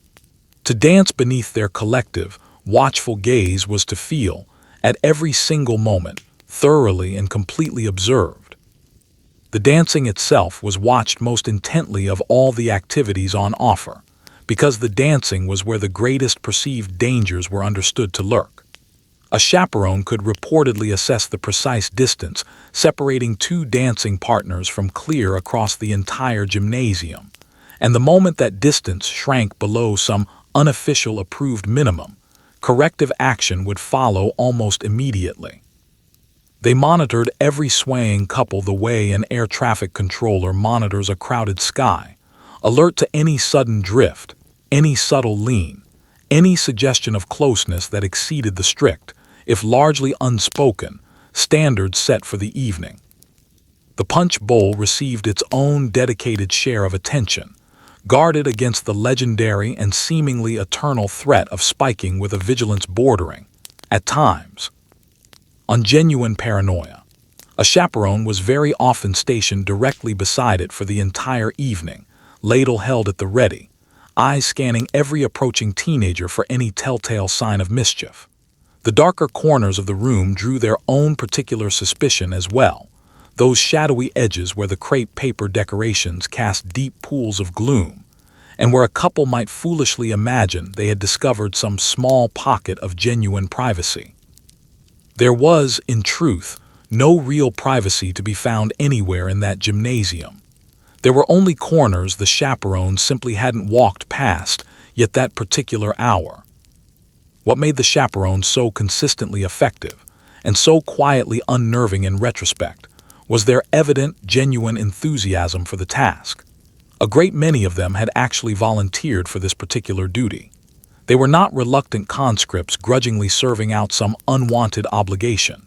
They were, in a very real sense, dedicated professionals, taking genuine satisfaction in the careful maintenance of order and the reliable thwarting of teenage schemes. A chaperone who had specifically signed up for the pleasure of catching young people misbehaving was a chaperone operating at the very peak of her considerable powers, and everyone in that gymnasium understood this instinctively. With the adults watching so closely from every angle of the room, you understood quickly that manners mattered a great deal, because 1958 Prom arrived fully equipped with its own entire, comprehensive code of conduct. A gentleman fetched the punch. A gentleman offered his arm when walking. A gentleman did not, under any circumstances whatsoever, dance too closely with his partner or behave in any way that might get her talked about afterward in the hallways. There were clear expectations governing how you spoke, how you sat, how you carried yourself across the floor, and how you treated your date throughout the evening, all of it enforced through some careful combination of long-standing tradition, ever-present chaperones, and the genuinely crushing fear of public embarrassment. Good manners were never treated as optional. They functioned, quite plainly, as the actual price of admission to the entire glittering evening. This code of conduct was extensive, largely unwritten anywhere on paper, and yet somehow known to absolutely everyone in that gymnasium regardless. It had been absorbed slowly over years, taken in from parents, from films at the local theater, and from the general, ambient expectations of a polite post-war society. It governed nearly every visible aspect of your behavior for the evening, from grand romantic gestures right down to the smallest, quietest courtesies, and it applied with particular force on an evening as important, and as closely observed, as this one. To openly violate it wasn't simply considered rude. It was to risk precisely the kind of talk that could follow a person through the school hallways for weeks afterward. For the gentleman, the duties expected of him were clear, numerous, and largely non-negotiable. It fell to him to fetch the punch, crossing the crowded floor to the refreshment table, and returning with a full cup for his date, a small act of quiet service performed countless times over the course of a single evening. It fell to him as well to offer his arm whenever they walked together, guiding her gently and attentively through the crowd. It fell to him, generally speaking, to anticipate her needs before she had to voice them, and to see carefully to her comfort throughout the night, playing the role of courteous escort with earnest, if occasionally somewhat clumsy, dedication. There were certain things a proper gentleman simply did not do under any circumstances, and chief among them was dancing too closely. The approved distance between partners was to be maintained at essentially all times, not merely to satisfy the watchful eyes of the chaperones lining the walls, but genuinely to protect his date's reputation, which remained, in this particular era, a fragile and closely guarded thing. A boy who held his partner too near, who behaved in any way that might invite unwanted comment from onlookers, was understood to be doing her a real disservice, needlessly exposing her to gossip and quiet judgment she hadn't asked for. And so, a genuinely considerate young man kept a respectful gap between them at all times, mindful always of exactly how the evening might come to be discussed and dissected the following Monday. These same expectations extended naturally to speech and general bearing as well. There existed a particular, understood way one was expected to speak at an occasion of this importance, politely, pleasantly, entirely without coarseness or excessive volume. There was a particular way one was expected to sit, upright and composed, rather than slouched carelessly or sprawled across a folding chair. There was a particular way one carried oneself while crossing the floor, with a certain dignity befitting the formality of the whole occasion. All of it combined into one general, comprehensive standard of comportment that everyone present was expected to meet. And most, under the considerable circumstances, genuinely did their sincere best to meet it. The treatment of one's date was, perhaps, the single most important element woven throughout the entire evening. She was to be treated with real respect, with genuine attentiveness, with unfailing courtesy at every single turn of the night. He listened carefully whenever she spoke.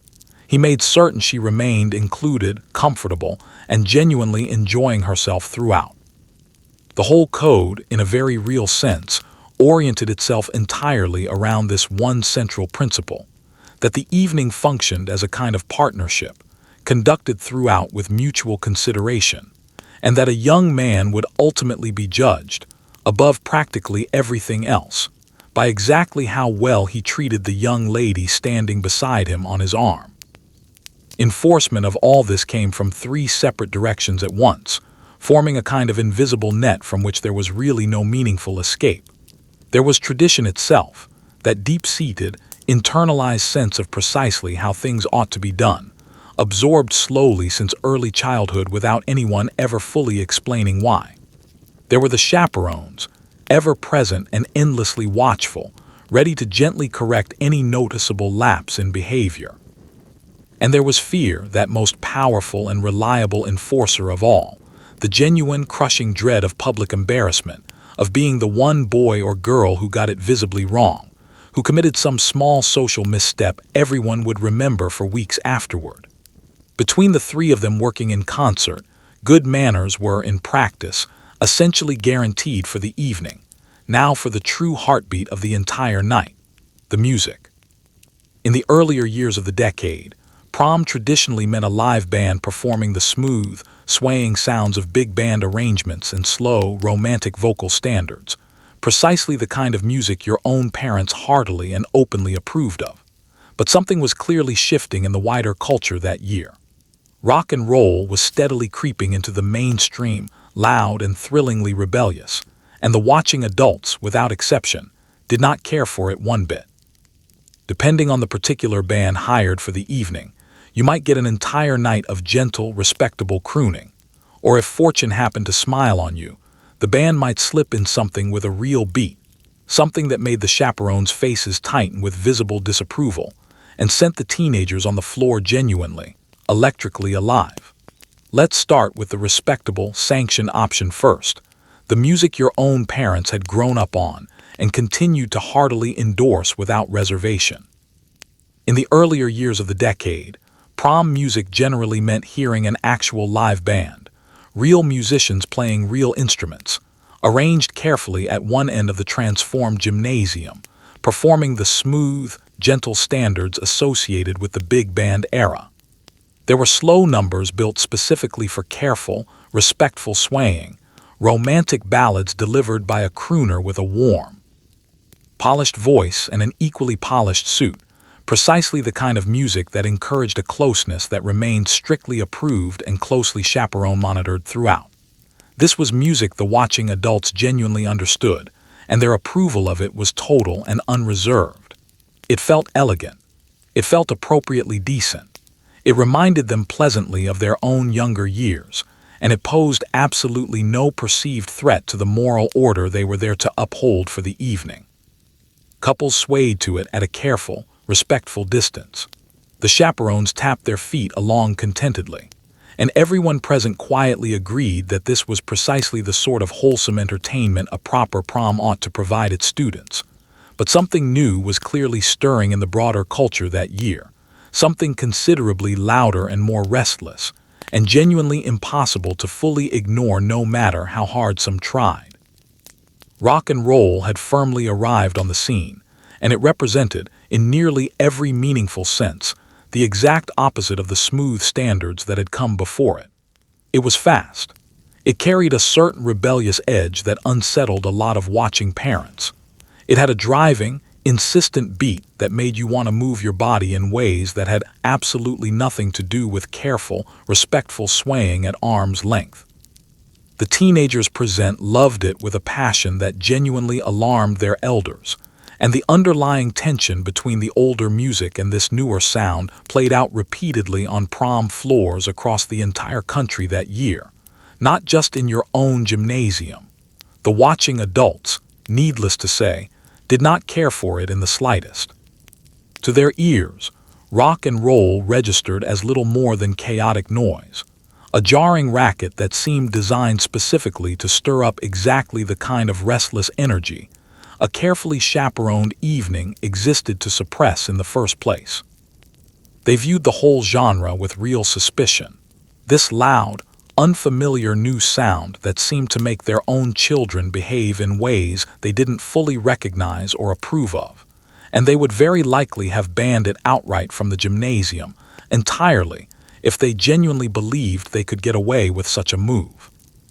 Very often, the hired band was quietly and firmly instructed beforehand to keep the whole set list tasteful and restrained, and so the evening became, in its own subtle way, a kind of ongoing negotiation conducted almost entirely through the choice of music.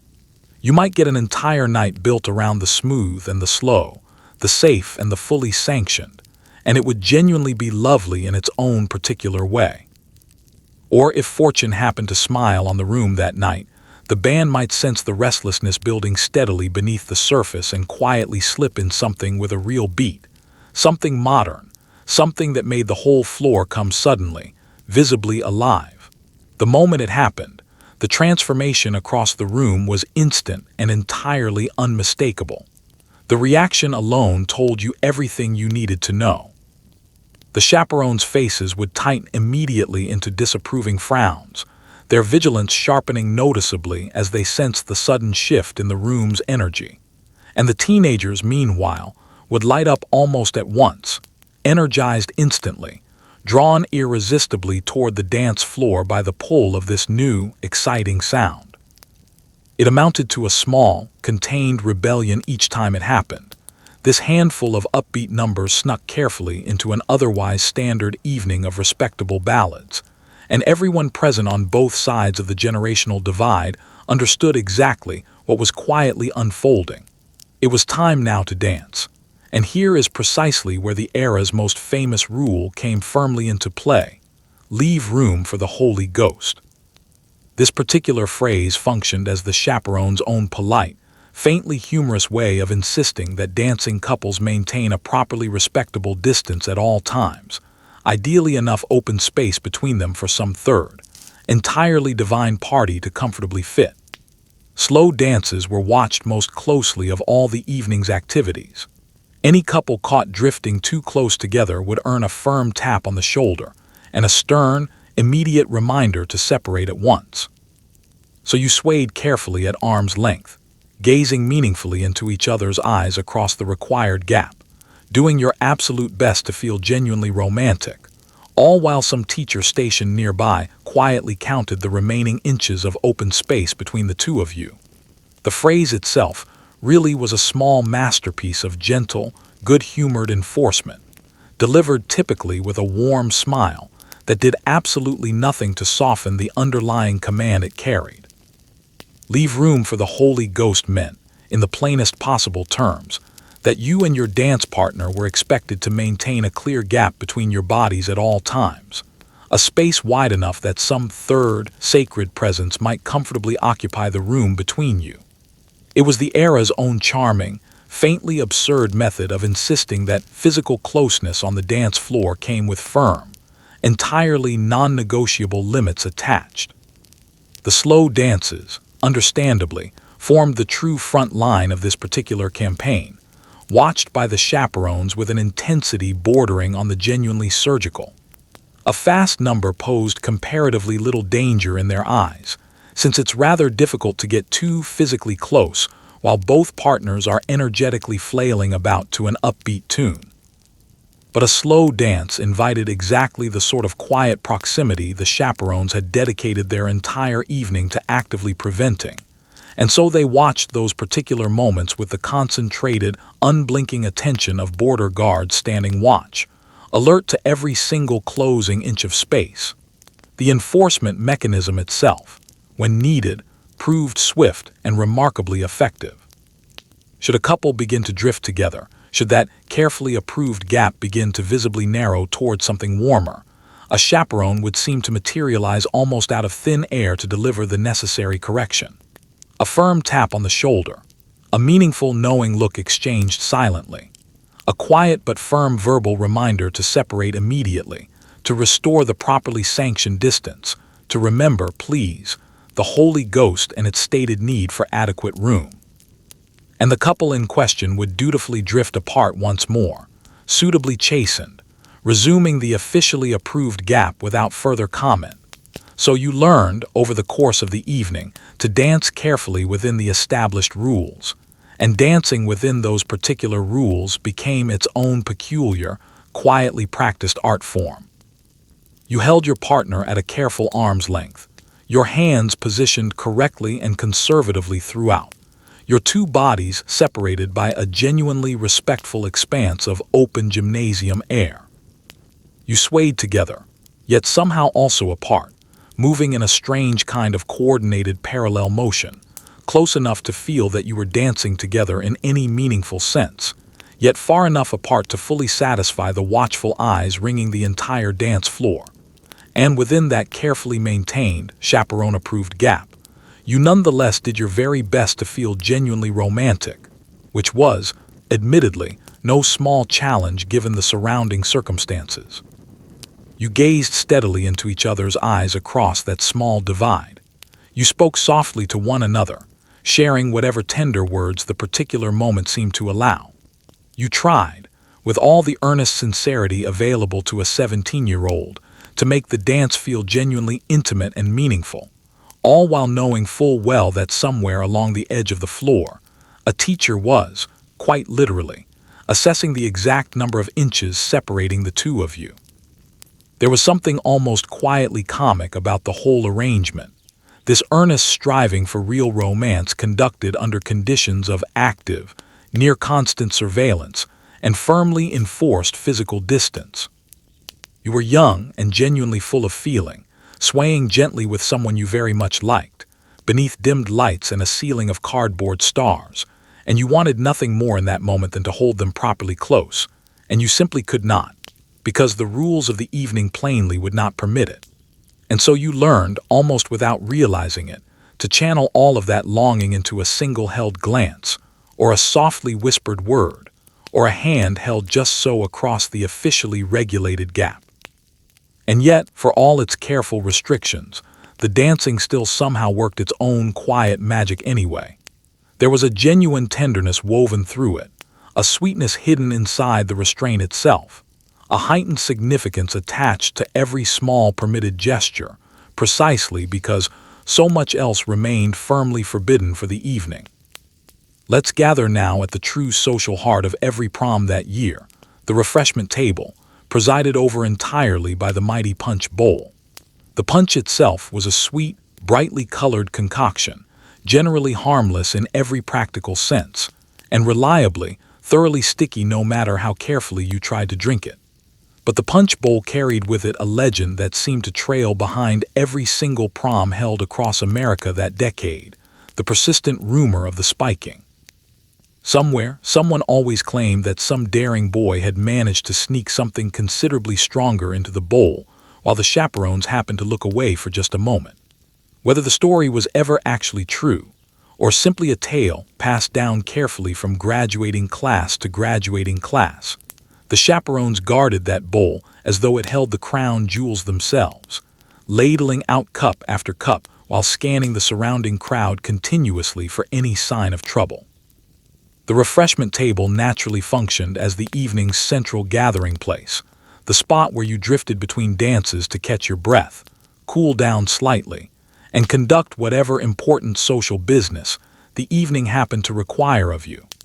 And presiding quietly over the entire arrangement sat the punch bowl itself, a large vessel of brightly colored liquid serving double duty as both refreshment and unofficial centerpiece.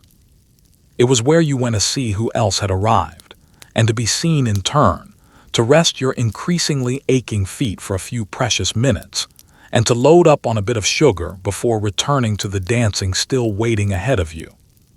The punch itself represented a genuine marvel of mid-century refreshment, a sweet, fruity concoction rendered in a color rarely encountered anywhere in nature, some vivid, improbable shade of red or orange or occasionally an unsettling bright green. It was typically built from a simple mix of fruit juices and ginger ale, occasionally floating with a ring of sherbet or a scattering of fruit slices, and it remained, without fail, aggressively and unapologetically sweet from the very first sip. It was also, invariably, remarkably sticky, coating cups and hands, and the surrounding tablecloth in a fine, sugary residue that no amount of careful wiping ever seemed to fully defeat by evening's end.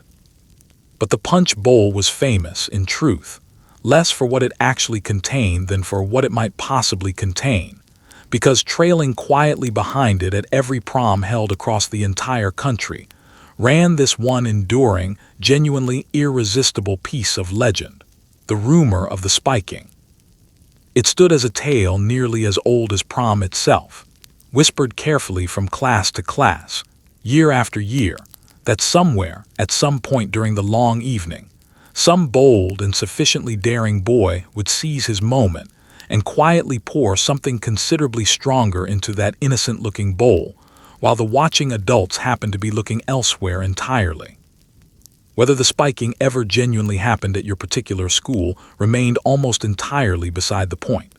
Sometimes, surely, it actually did, some enterprising teenager successfully smuggling in a small bottle and finding his careful opening at just the right moment. More often, though, it was simply a story, a small piece of enduring prom mythology passed down and embellished slightly further with each retelling, a rumor that traveled well ahead of any actual bottle ever making an appearance. But the legend persisted regardless of the actual facts, part cautionary warning and part genuine thrill, casting every single cup of otherwise harmless punch under a faint, delicious cloud of suspicion. The chaperones, needless to say, took this particular threat with genuinely deadly seriousness. To them, the rumor of the spiking represented not some charming, harmless bit of school folklore, but a real and present menace to the good order of the entire evening, and they responded accordingly, without hesitation. The punch bowl was guarded as though it held something precious and genuinely endangered, watched over continuously with a vigilance that never once seemed to waver throughout the night. Very often, a chaperone was stationed directly at the refreshment table itself, ladle held firmly in hand, personally overseeing the distribution of every single cup poured that evening.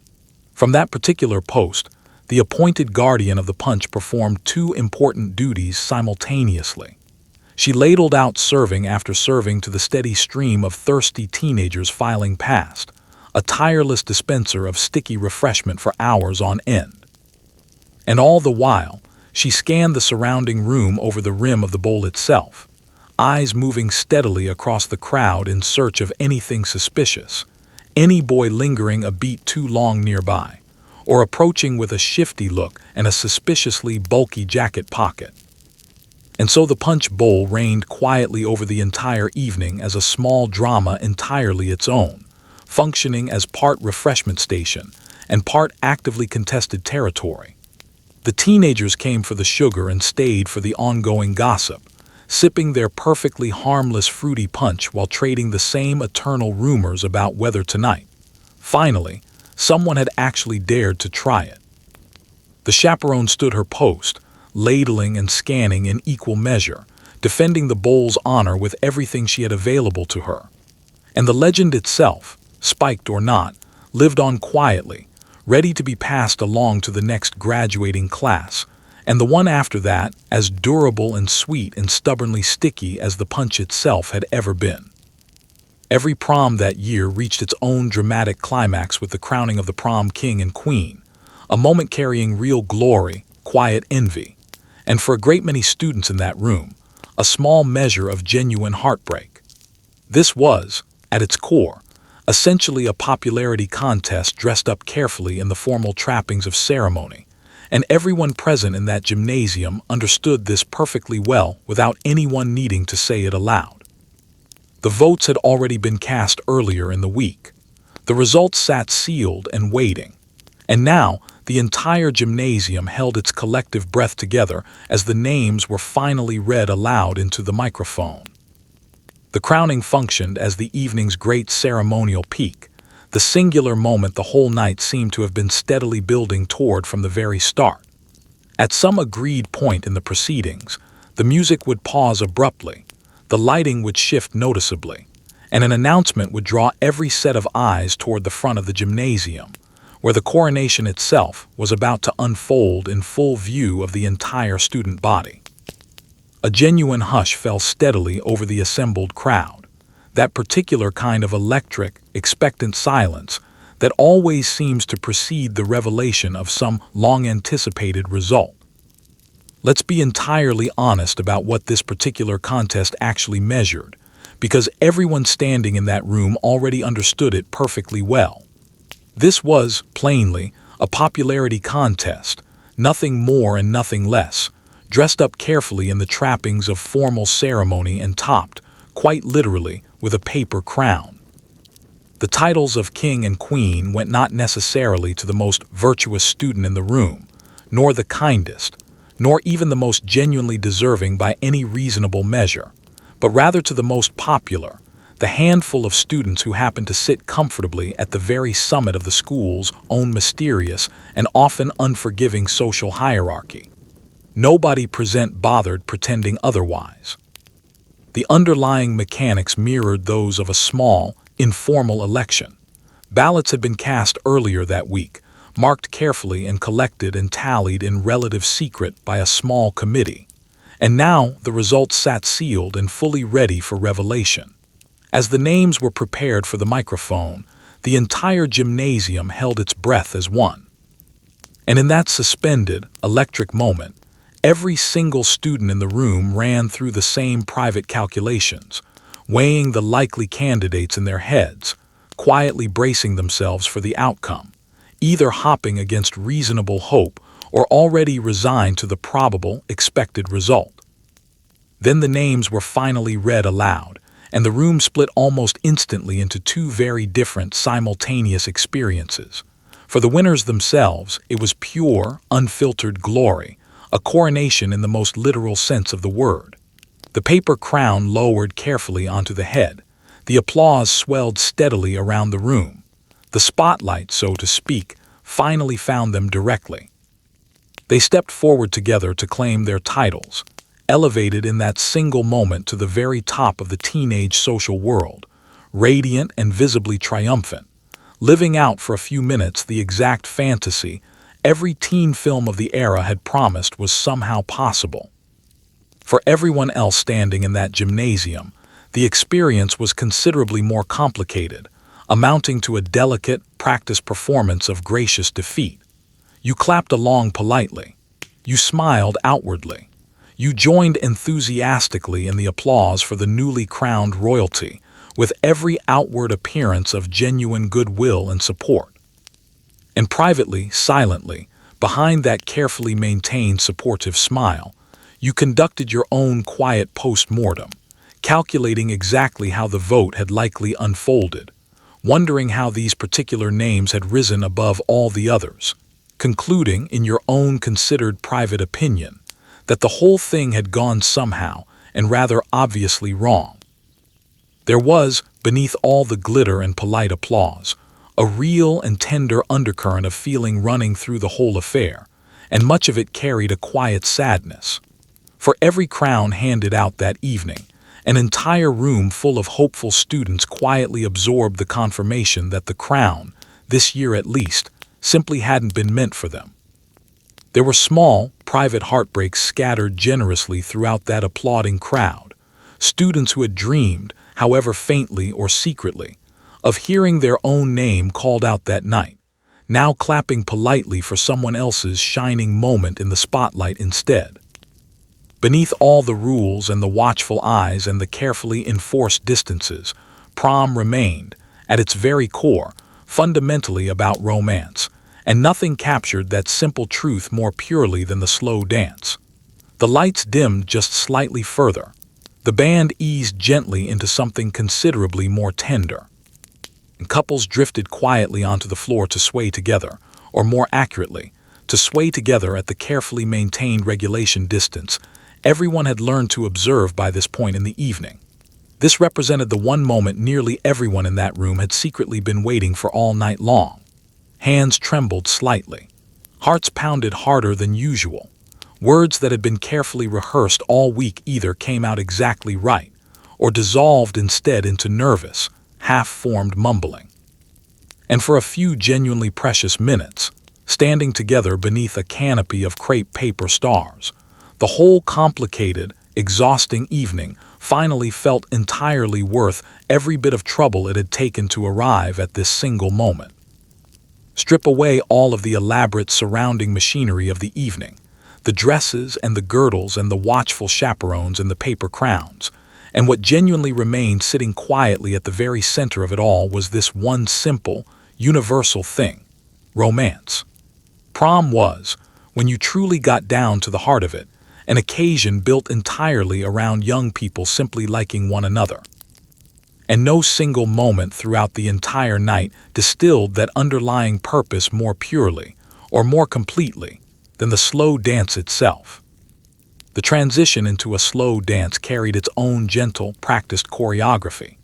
The lights, already kept fairly low throughout the evening, would dim just a touch further, softening the whole gymnasium into something noticeably warmer and more forgiving than it had felt earlier.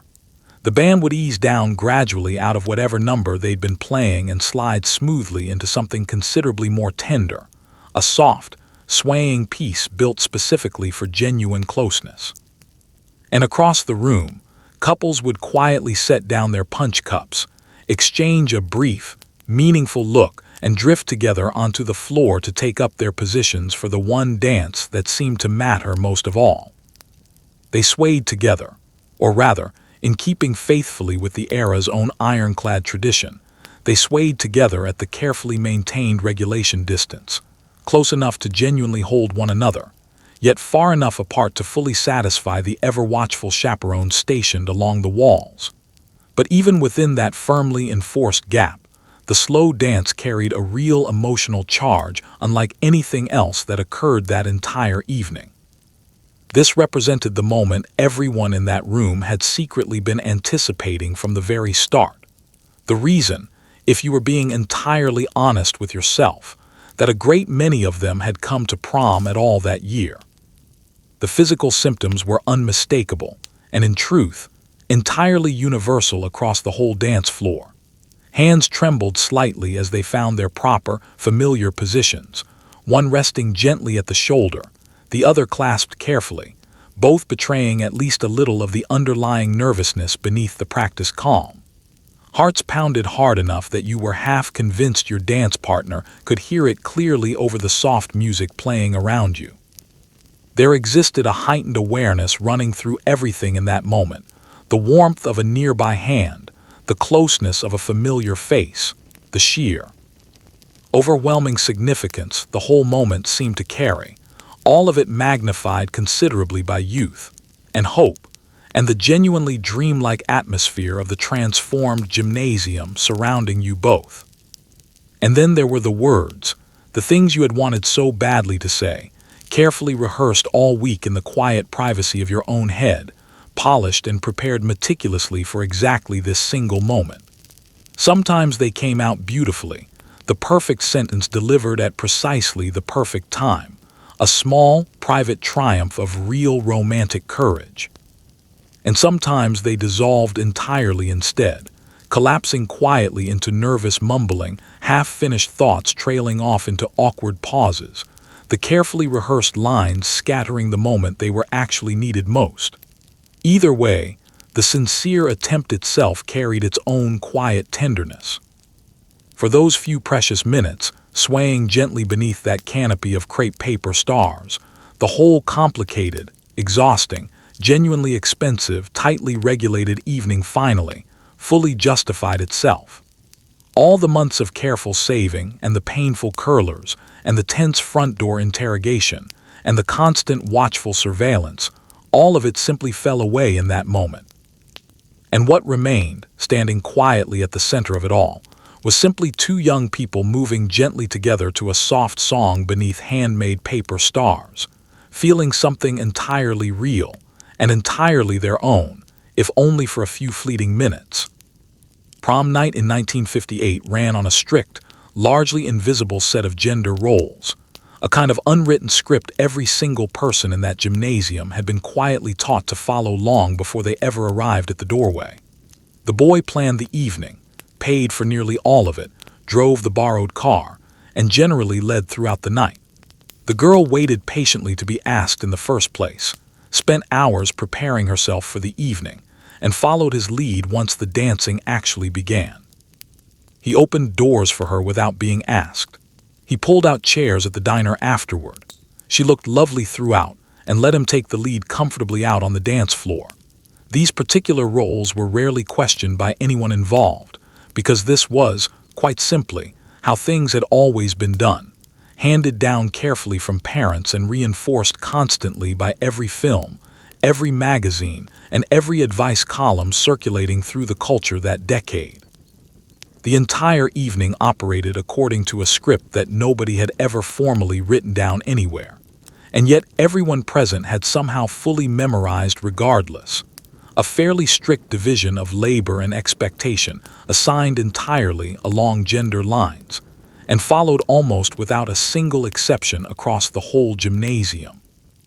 The boy occupied one clearly defined set of roles throughout the evening, and the girl occupied another, and the two fit together neatly, like the two halves of some carefully rehearsed performance. It shaped nearly everything about the evening, from the very first tentative steps of the initial ask, all the way through to the final good night on the porch. And it was, quite simply, the water everyone in that room had grown up swimming in without ever fully questioning it. The boy's portion of the overall script was defined largely by action and initiative from start to finish. He was the one who planned the shape of the evening, deciding where the two of them would go and in what order. He was the one who paid for essentially everything, shouldering the considerable expense we've already spent so much time discussing in detail. He was the one who drove, guiding the borrowed family car carefully through the night's various stops. And he was the one who led at every meaningful turn, taking the initiative repeatedly, setting the overall course, and steering the two of them steadily through the evening's many small stations along the way.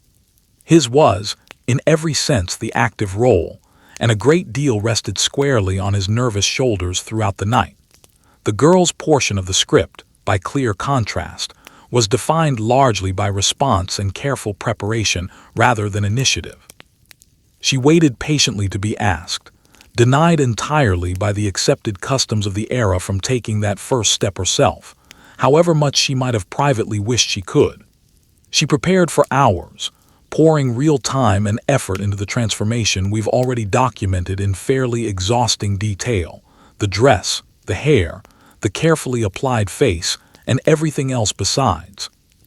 And once the evening actually began, she followed his lead willingly, allowing him to steer their movements, receiving his various courtesies graciously, and playing the counterpart to his initiative throughout the whole carefully coordinated dance of the evening. The specific courtesies expected of him were numerous and quite precise in their execution. He opened doors for her, moving ahead to hold them open so she might pass through comfortably. He pulled out chairs at the diner, seeing her comfortably and properly seated before finally taking his own place across the table. He led confidently on the dance floor, guiding their shared movements while she matched his lead and followed smoothly. And she, in turn, looked lovely throughout the evening, received all of these small attentions with real grace, and let him take the lead comfortably, the two of them performing together a routine so thoroughly familiar by that point that it required almost no conscious thought at all on either side. What strikes anyone looking back on it now, decades later, is how thoroughly these particular roles went entirely unquestioned by nearly everyone involved at the time. They weren't openly debated, or actively negotiated, or even quietly resented, at least not in any way visible on the surface. They were simply understood as how things were properly done, accepted collectively as the natural order governing any prom evening. To behave meaningfully differently would have seemed genuinely strange, even to the teenagers themselves. So completely had this particular script been absorbed into their basic understanding of how the world around them actually worked. And absorbed it certainly had been, arriving steadily from every possible direction at once. Parents handed it down through steady example and gentle instruction. Films reinforced it constantly, showing the very same roles played out repeatedly on screen by glamorous, admired stars. The magazines and advice columns of the era spelled it all out quite explicitly, offering detailed, specific guidance on exactly how a proper young lady and a proper young gentleman were expected to conduct themselves at an occasion like this one. Not everyone, it must be said plainly, was welcome beneath those crepe paper stars that year, and this particular part of the story deserves to be told honestly and without softening. Across much of 1950s America, and especially throughout the segregated South, black students were very often barred outright from attending prom alongside their white classmates, or excluded entirely from official school dances altogether. Many communities held completely separate proms divided strictly along racial lines, and in a great many places, that painful divide would persist stubbornly for decades to come, long after other aspects of formal segregation had begun to shift. For countless teenagers across the country that year, the entire magical evening we've spent so much time describing simply wasn't an option available to them at all. Not because of anything they had personally done wrong, but because of the deep, systemic injustice woven tightly into the fabric of the era itself. It matters to state this plainly here, without hurrying past it or softening the reality of it, because the warm, comfortable nostalgia so many people still feel toward this particular decade was never a feeling shared equally by everyone who actually lived through it firsthand. In much of the country, and especially throughout the segregated South, black students were routinely and systematically kept from attending the proms held by their white classmates. Segregation shaped nearly every visible corner of public and social life in these communities during this period, and the school dance was certainly no meaningful exception to that broader pattern. In many towns and cities, black teenagers were simply barred outright from attending alongside their white peers, or excluded entirely from official school-sponsored dances. Shut firmly out of a rite of passage, their white classmates were largely able to take entirely for granted. Where separate arrangements did exist in some communities, they remained exactly that. Separate, entirely distinct events divided strictly along racial lines, a direct physical enactment of the broader segregation governing nearly every other aspect of daily life during this period. And this pattern was never merely some brief, fleeting circumstance of a single decade, quickly corrected and forgotten. In a great many places, this particular division of proms along racial lines would persist stubbornly for decades afterward, continuing on long after many of the underlying laws that had originally supported broader segregation had already begun to change on paper. The point genuinely worth sitting with here is this. For a great many teenagers across the country that year, the entire glittering evening we have spent so long carefully describing simply was not available to them at all. Not through any fault of their own, and not through any failing on their part whatsoever, but because of the deep, pervasive injustice woven directly into the fabric of the era itself. The doors of that particular transformed gymnasium remained closed to them, and no amount of careful saving, or hopeful preparation, or genuine longing could open those doors on their own. To remember this era honestly requires holding both truths together at once, the genuine sweetness experienced by those who were welcomed inside, alongside the genuine, painful exclusion endured by those who were not. As the night wore steadily on toward its final hours, a new and increasingly urgent presence made itself felt: the curfew. Back in that living room, earlier in the evening, a firm time had already been agreed upon between the two families, and everyone involved understood perfectly well what tended to happen to teenagers who dared to break it. The clock mounted on the gymnasium wall gradually became your own quiet nemesis as the night progressed, its hands seeming to creep forward considerably faster than felt physically possible or fair. Every slow dance, every shared cup of punch, every whispered conversation now carried the quiet shadow of an evening with a clearly stamped expiration date attached, one that would be firmly enforced by parents who would, without any doubt whatsoever, still be awake and waiting when you finally arrived home.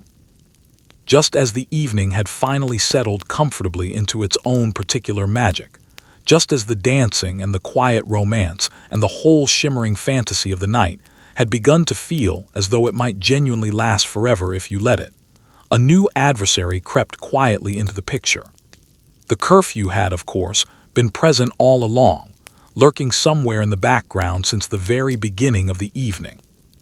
But as the night wore steadily on, it grew noticeably more insistent, more immediately present, and considerably harder to ignore than it had felt just an hour or two earlier.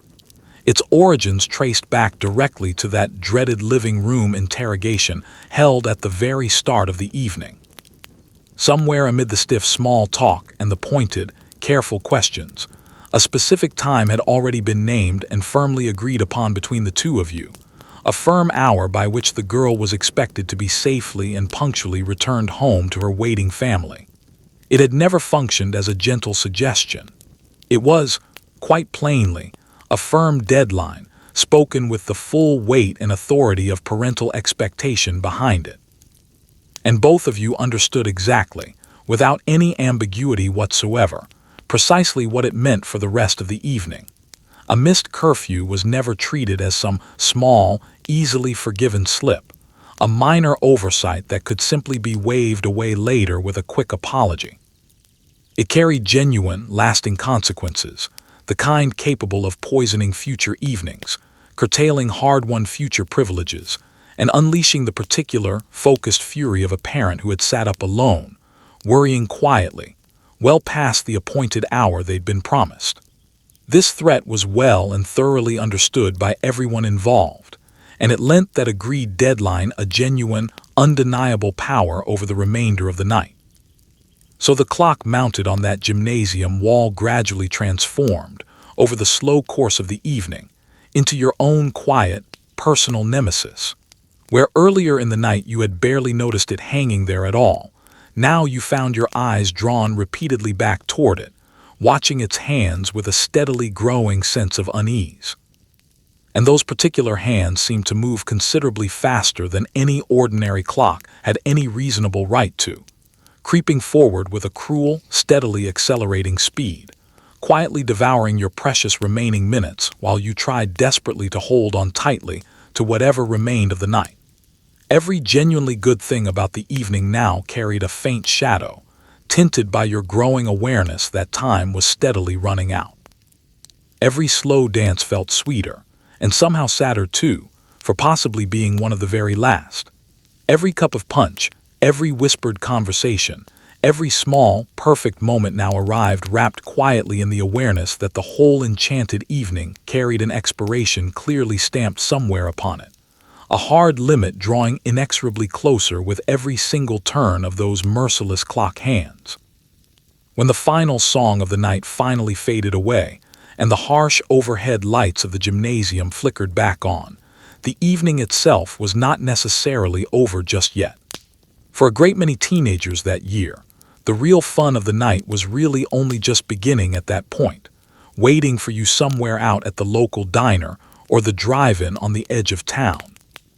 Still dressed in your finest clothes from earlier in the evening, you piled together into the borrowed car and set off toward a booth lined with vinyl seats, with a jukebox humming quietly in the corner, ready to order burgers, fries, and thick milkshakes, and finally, at long last, feel like you could genuinely breathe again, girdle permitting, of course.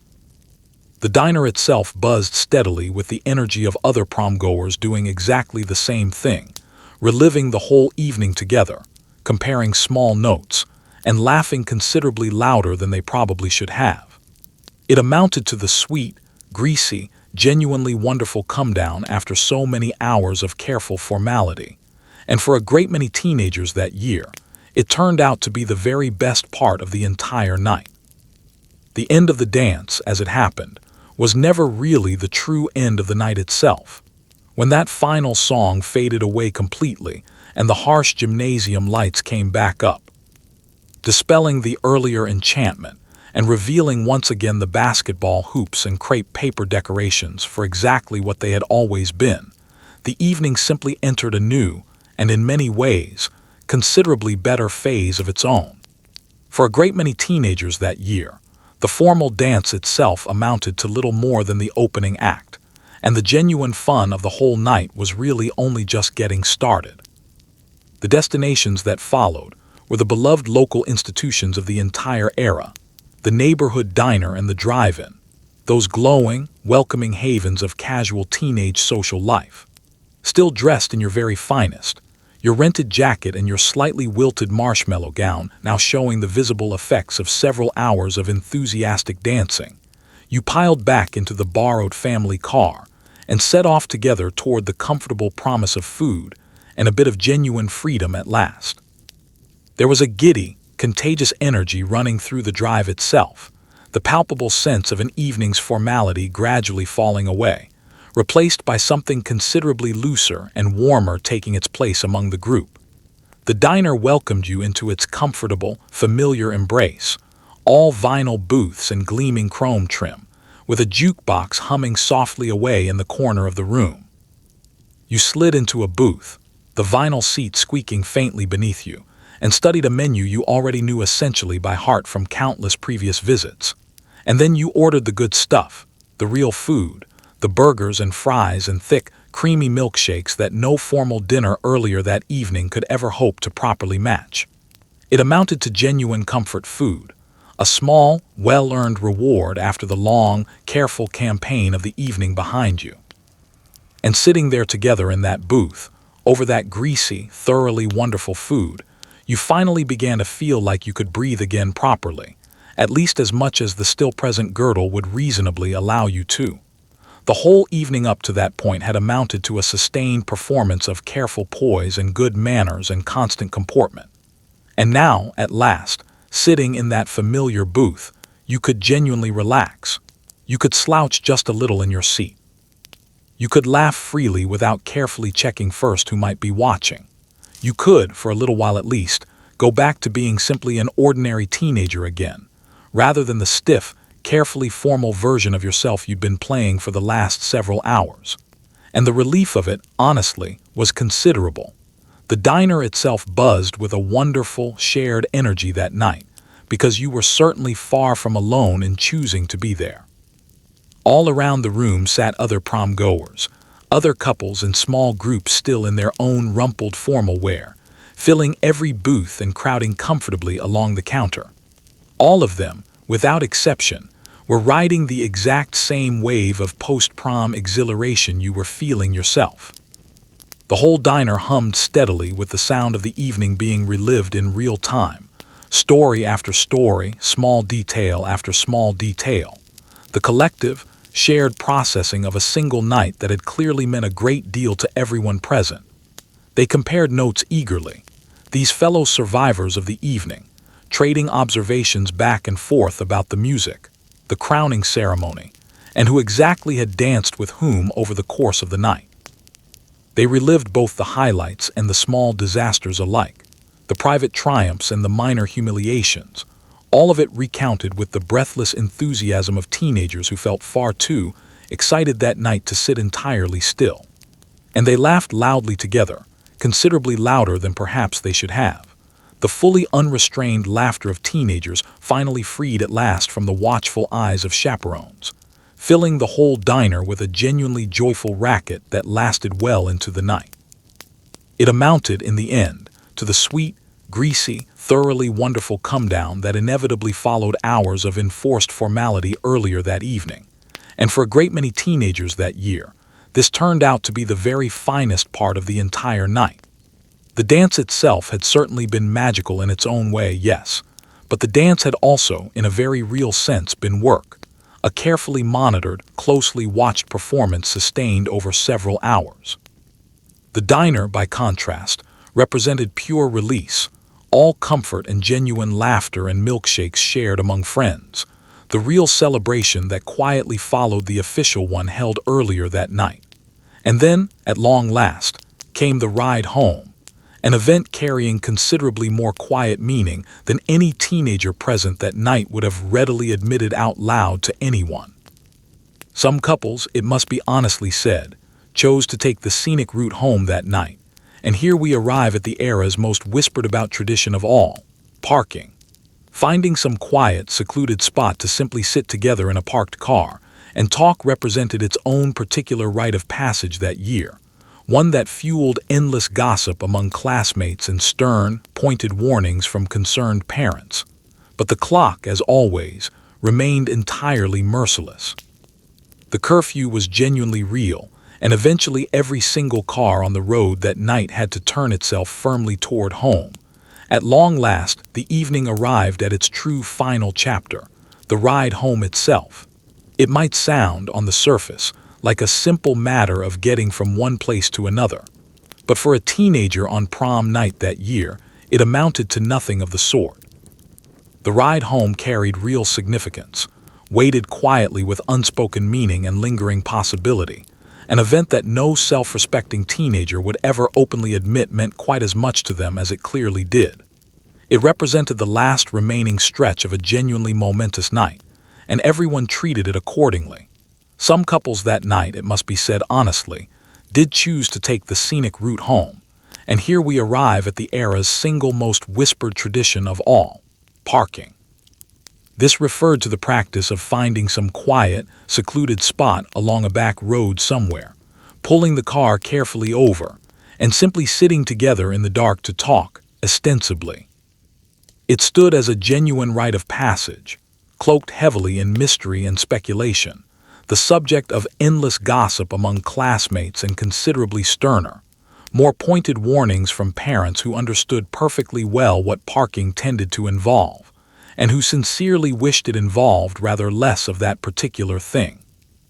The whole business of parking fueled an entire engine of ongoing gossip that year, spinning off countless stories and rumors that circulated steadily through the school hallways for weeks afterward.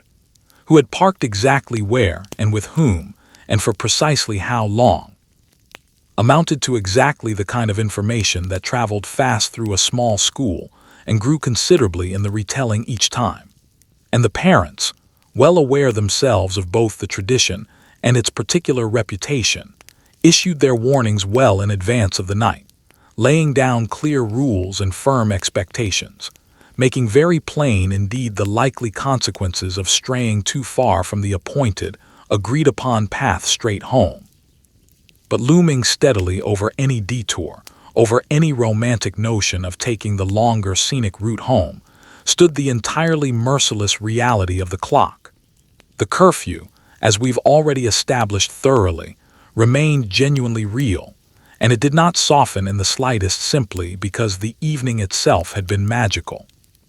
Eventually, inevitably, every car on the road that night had to abandon whatever quiet spot it had found along the way and turn itself firmly back toward home, because the appointed hour was steadily approaching, and the waiting parents back home would not be trifled with under any circumstances. And so, at last, you made your way carefully back home, pulling the borrowed family car carefully into the driveway, mindful even at this late hour of your father's beloved vehicle and its precious, unblemished finish.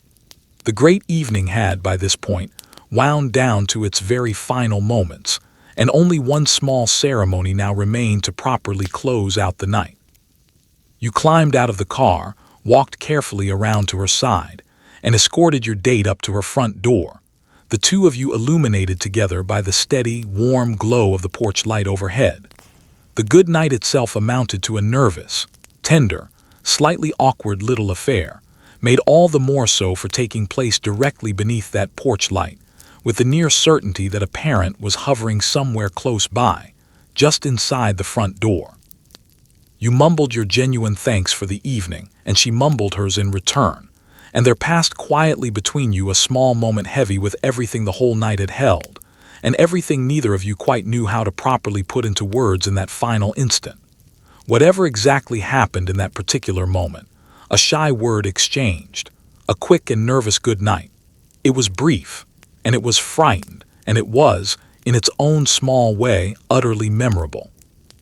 And running beneath all of it remained one final, inescapable certainty, that every single detail of this good night, this ride home, this entire evening from start to finish, would be thoroughly and completely known throughout the school by Monday morning without fail.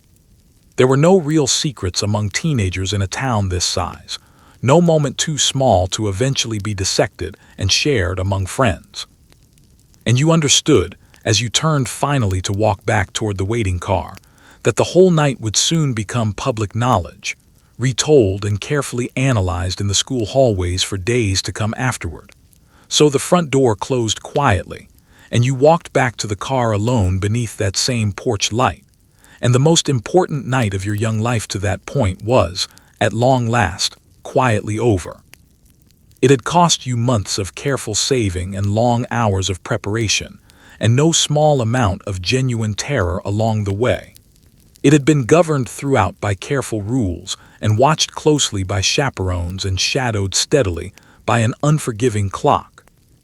And it had been, despite absolutely all of that, or perhaps in some strange way precisely because of it, genuinely and wholly magical, a night you would likely carry with you long after the crepe paper finally came down from the gymnasium walls, all the way into whatever version of yourself would one day tell this very story to someone else. So there it is. One complete evening in the spring of 1958, survived from curlers to curfew, start to finish. You woke that morning with your head pinned tightly into rollers the size of soup cans, and your mother already quietly weeping somewhere down the hallway. And somehow, against every reasonable expectation, you made it all the way through to the end. You endured the genuine terror of the ask, and the quiet tyranny of the girdle, and the careful interrogation in the living room, and the watchful eyes of an entire gymnasium full of chaperones counting the inches between you and your date all evening long. You saved carefully for months and spent nearly all of it in a single night. You danced at a careful arm's length beneath a sky built entirely from construction paper. You watched over the punch bowl's honor from a respectful distance, clapped politely for a king and queen who weren't you, and somehow drove your father's beloved car home again without a single visible scratch, which may well have been the single greatest achievement of the entire night. It is easy enough, looking back on it now from a considerable distance, to laugh gently at all of it, and perhaps you should, because so much of it really was gently, endearingly absurd. All that rubber armor and thick hairspray and careful, practiced choreography, all those rules handed down from one generation to the next and followed almost entirely without question by everyone involved. But underneath all the crepe paper and the strict, unwritten etiquette, there remained something genuinely real running through the whole evening. Young people getting carefully dressed up in their very best, hearts pounding with real anticipation, hopping quietly that the night ahead might somehow mean absolutely everything to them.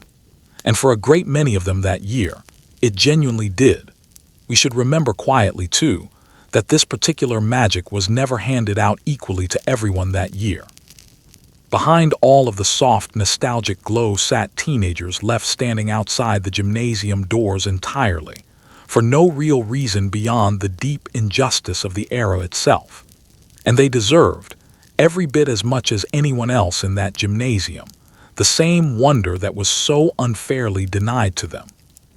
So tonight, as you settle in comfortably beneath your own soft blankets, free to breathe deeply and easily, free to wear whatever you happen to please, free to reach anyone you care to without spending a full week rehearsing the words carefully in front of a mirror beforehand, perhaps spare a gentle, passing thought for those nervous kids from another era entirely, standing there in their rented jackets and slightly wilted marshmallow gowns. They swayed quietly together beneath paper stars, mumbled their nervous good nights beneath a warm porch light, and hoped in their own way, just as we all still quietly hope, that someone out there might simply say yes, rest easy now. The music has faded at last, the lights are slowly dimming, and the long ride home is finally completely over. Good night.